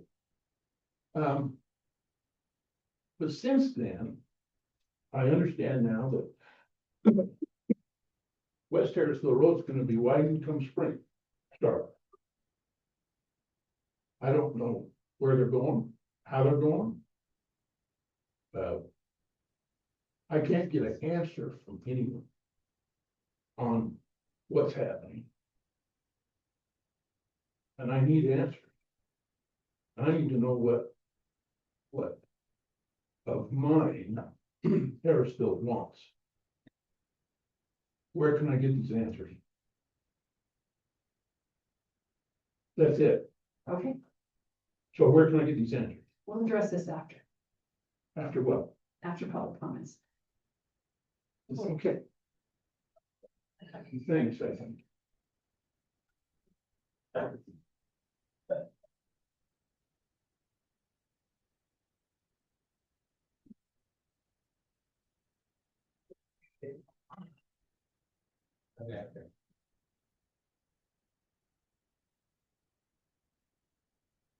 So on this is the last Harrisville City Council in its current foundation formation. I just want to Please thank, say your name. I'm sorry, Steve Hempel, I'm on Harrisville Road.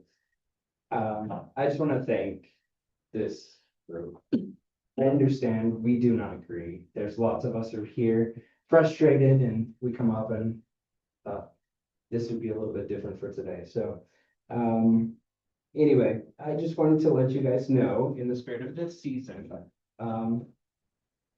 that if I may come up, if that's okay, I'd like to give each of you just a little thank you from me. It's just that I wish you Merry Christmas. Just from my family to yours. Thank you. Why don't you leave it right up here? Yes.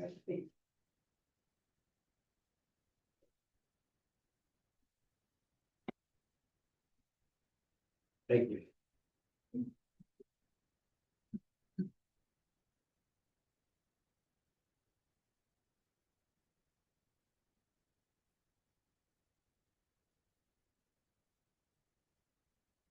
Hi, I'm Marvin Farrell.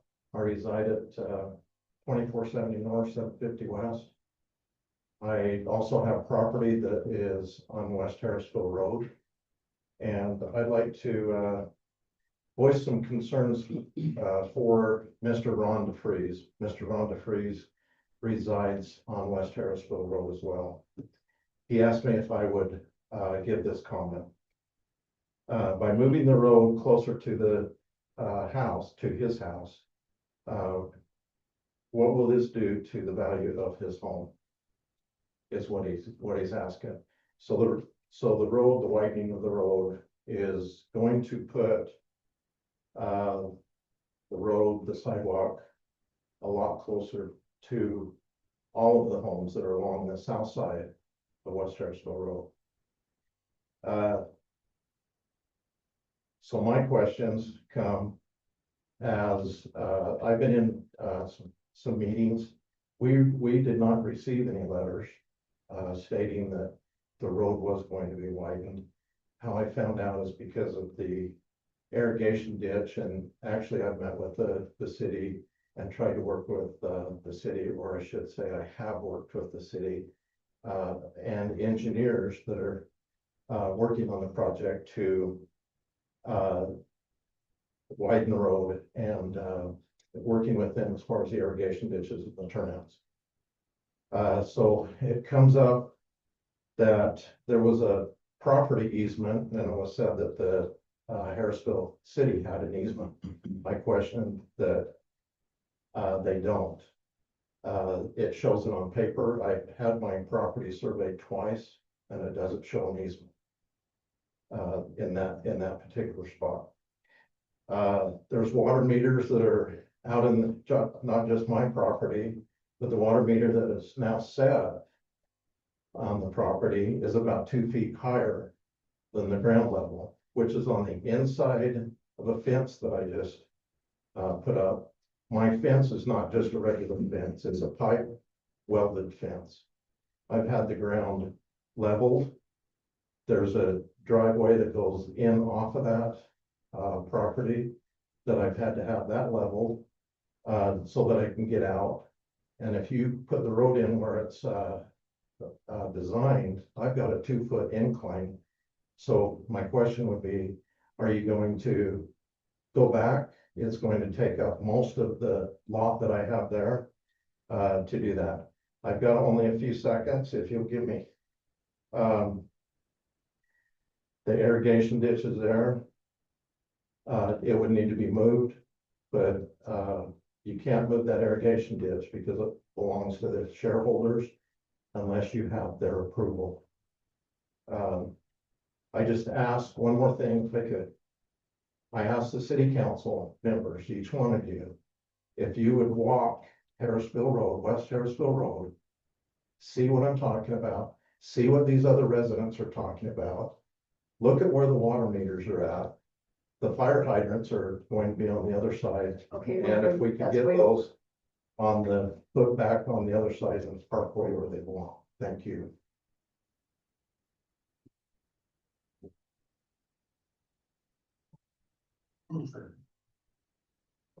Charlie Lynch.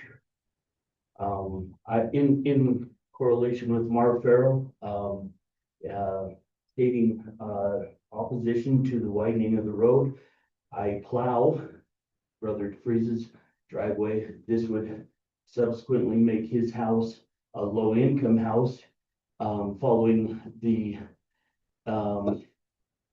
document that you guys just passed, the 20 to 15 feet. It would therefore devalue his home. So the city council would therefore have to compensate him for the devaluation of his property and his home. And unless the city council is able and willing to devalue and compensate him for that, it's unjust. Marv Farrell also mentioned one, but there are far more. There's 4 Mile and there's another one. And has the council considered those? So that's enough of my time. I'll yield back. Thank you. Thank you.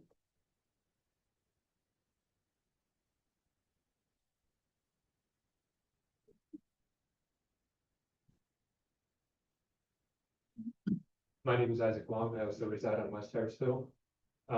My grandfather-in-law, Dan Bateman, from my understanding, he was forced to build his home where he did, based off of your guys's property, the way that you have it set back from the existing road.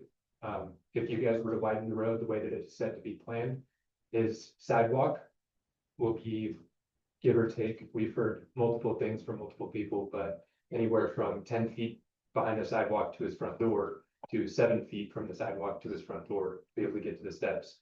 He's got a half-circle driveway that he's built himself, all money invested by him. His property is invested by him. Everything that he's built there was by his hands.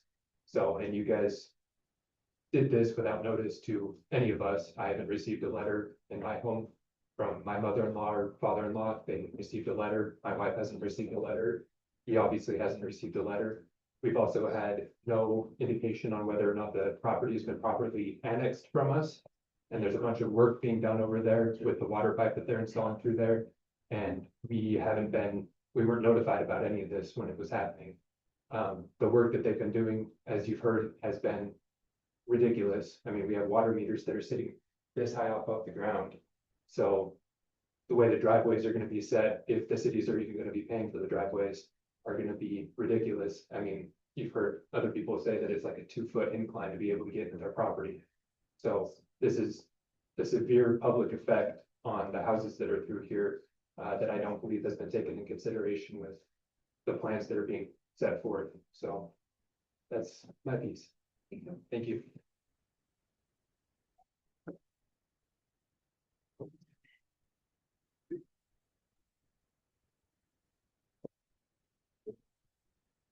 Jeff Allen, I live on Harrisville Road as well. I'm just wondering what the end goal is for this project, what benefits we're gonna see, what the big push is, just kind of answers to that. Well, thank you.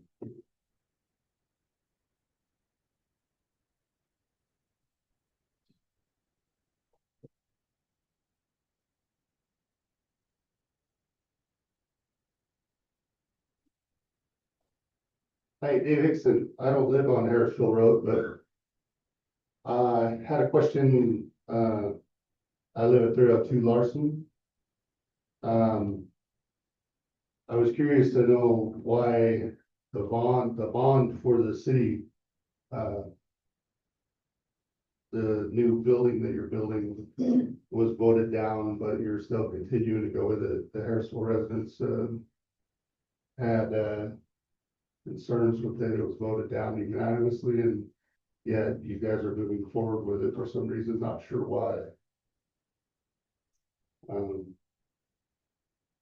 We have 7,000 residents that live in Harrisville City.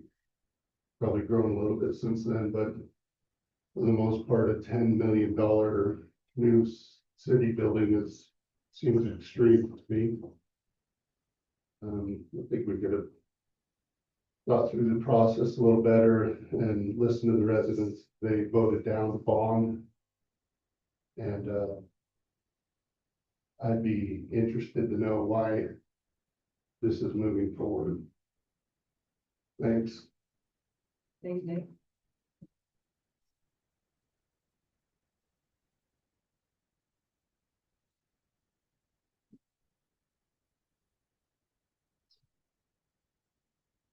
Hi, my name is Joyce Stoddard, and I also live on Harrisville Road, where they're gonna do the construction, and I'm wondering, are they going to put back on our property when they take off the same way it is now? Like I've got a fence and a sidewalk, are they gonna replace it when they're through at their construction? And are they gonna come on our property and fill in our driveways because of the gap? And I'd like to know if they're going to cover that city water thing that's sticking out of the ground right in the middle of my lawn. Are they gonna cover that? Is there gonna be with the sidewalk? I'd like to know that too. Thank you.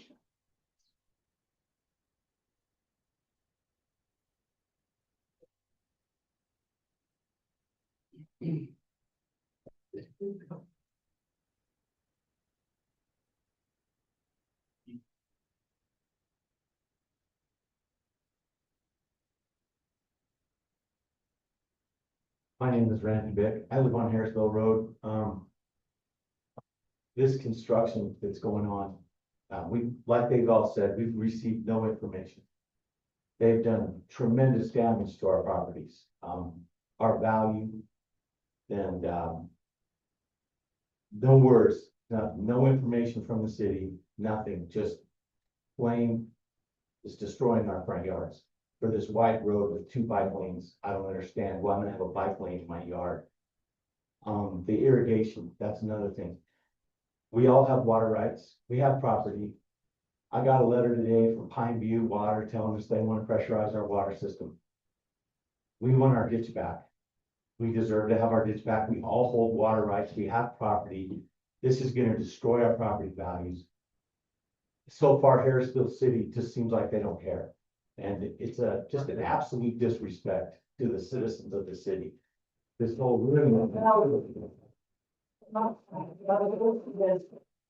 You will not do that again. There are rules that we have in public comments, and that is not allowed. And I seem like I'm upset, but I am, because they put the water meter in my yard, like they said, everybody's telling you. They took my landscape rocks, piled it around this thing and buried them. That's like $3,000 worth of rocks. Not a word from the city, not a word from anybody. Now they just gave us a letter today telling us Pine View wants our water. I have 2 acres. There's no way that I can pressurize. I just put $10,000 into my watering system. It's all useless if you do this. And now I've got to come back around and put it in another watering system and landscaping. And there's no way I can get out of my driveway. With a trailer, with my trucks, it's just absolutely destroying my front yard. Just, this thing is this much higher than my yard. If the sidewalk's gonna be this much higher, if this was in your front yard, you guys would all be freaking out, because this is terrible. And I think the city owes the residents of this community an explanation and just something, a word. We're getting these letters from Pine View about our irrigation, nothing from the city. And I think it's disrespect. It's just absolutely terrible. And I think you should rectify this. Thank you.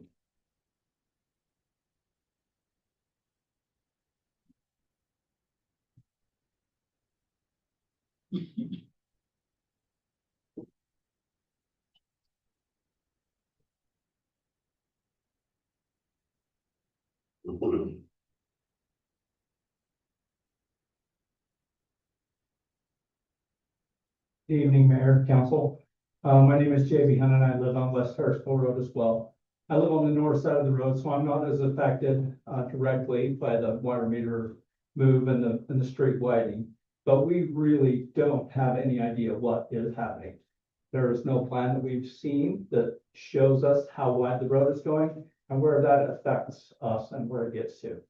And they are not mistaken. Some of those meters are really 2 feet off the ground, which will really affect, especially wintertime driving, but anytime someone drives in and out with a trailer, trucks, etc. It will be pretty rough. So questions? If we are answering questions at the end, what is the plan? And can we get that in a drawing form? Can we have some more transparency? We, as citizens, we feel like we deserve that. We pay our taxes as well as everyone else. We love this city and we don't want it to go down the drain. We love it. As far as secondary water and pressurization, this is kind of a surprise. Just popped in, sitting on my door conveniently. It was today, so we can address it slightly. If our secondary is pressurized, what impact does that have down the line? Will all the culverts that go underneath of the road be filled? Because if that is the case, then all of the houses that sit lower than the road will be flooded. It makes a big difference to us. Fire hydrant on the north side of Harrisville Road was not connected to the new water line. We would like that to be connected because otherwise we're stringing the line across the road for those purposes. How will accesses to driveways be maintained and corrected, and who pays for all those upgrades?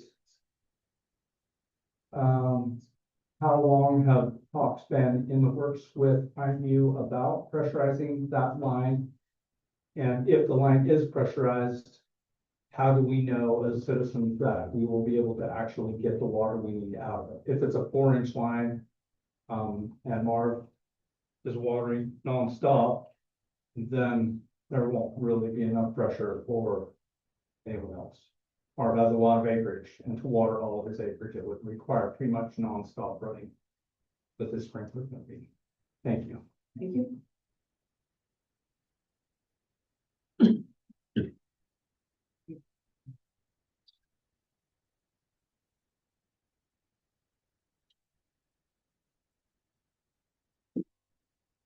Mayor, Council.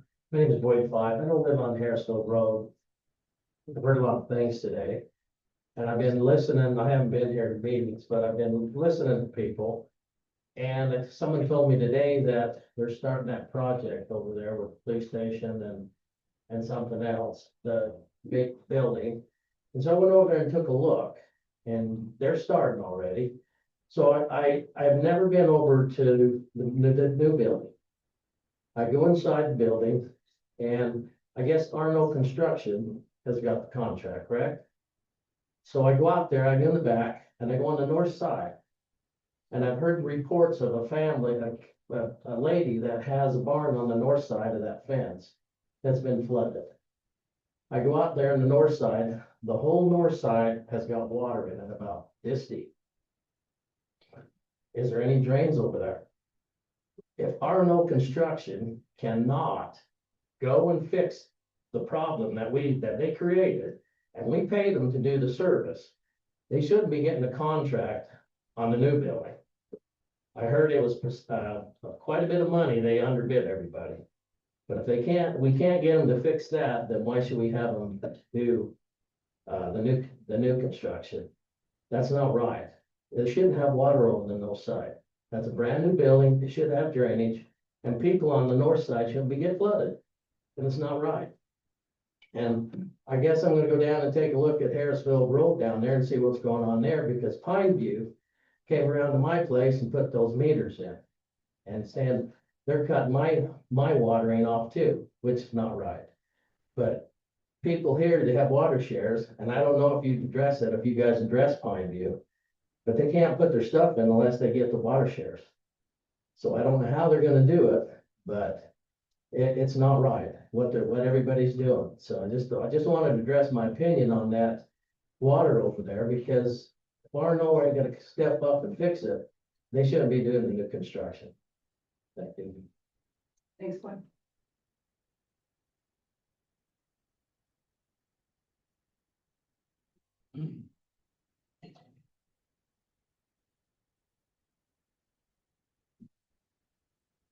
If no one else is coming forward, I'm gonna close the public comments.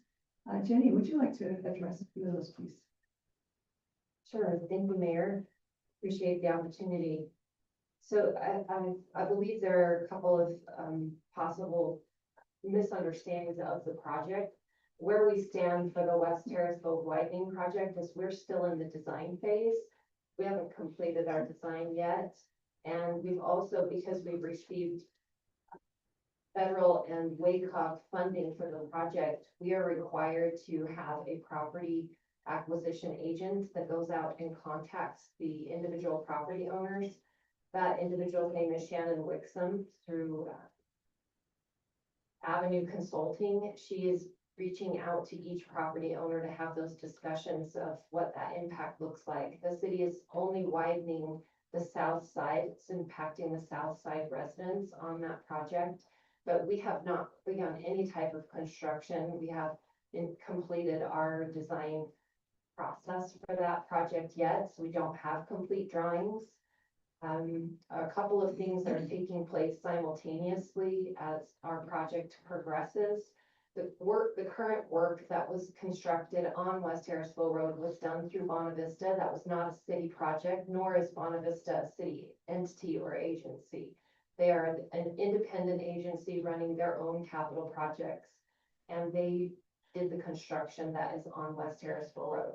So if there is any issue to private property, I would encourage those residents to contact Bonavista. We are not the agency that was involved in that construction process. During that time, Bonavista replaced their main line down West Harrisville Road, which created an abandoned line that Pineview is taking over to try to provide secondary water services throughout our city.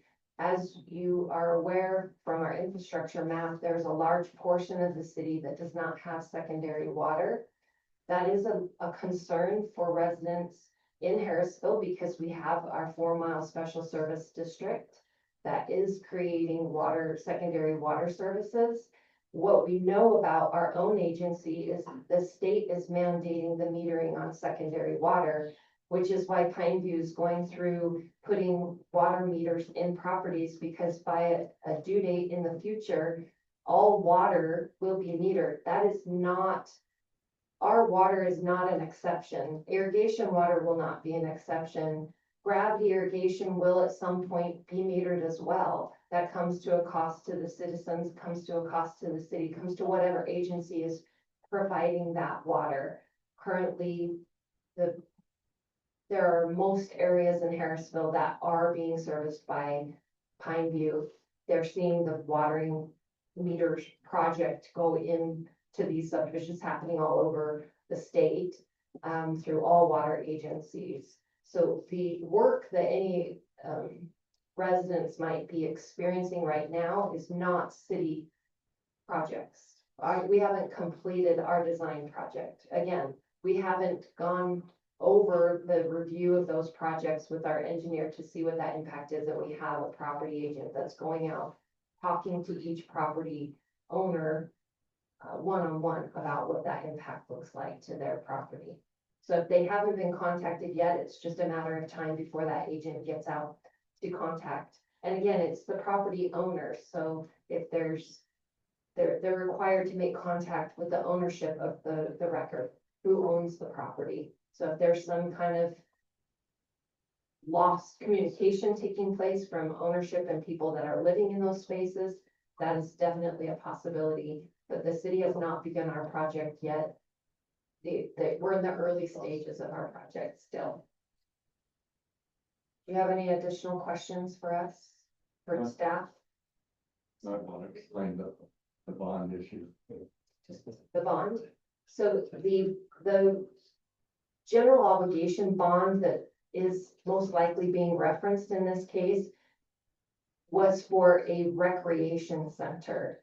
It was not for the city hall and police department. That bond failed at the election years ago. The city has not issued any general obligation bonds. All of the bonds the city has issued are sales and franchise tax bonds.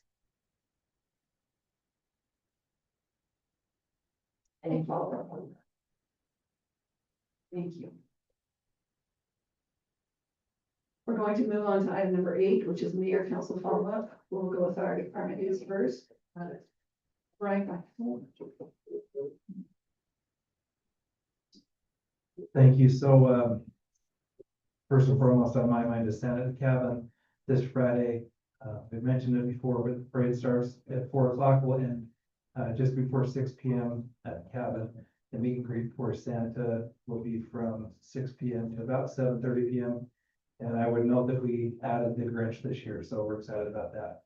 We're right in the middle of boys basketball, putting teams together, securing practice times and all that. And then another thing we're going through right now on the Parks and Recreation side is a department inventory. Chief. Yeah,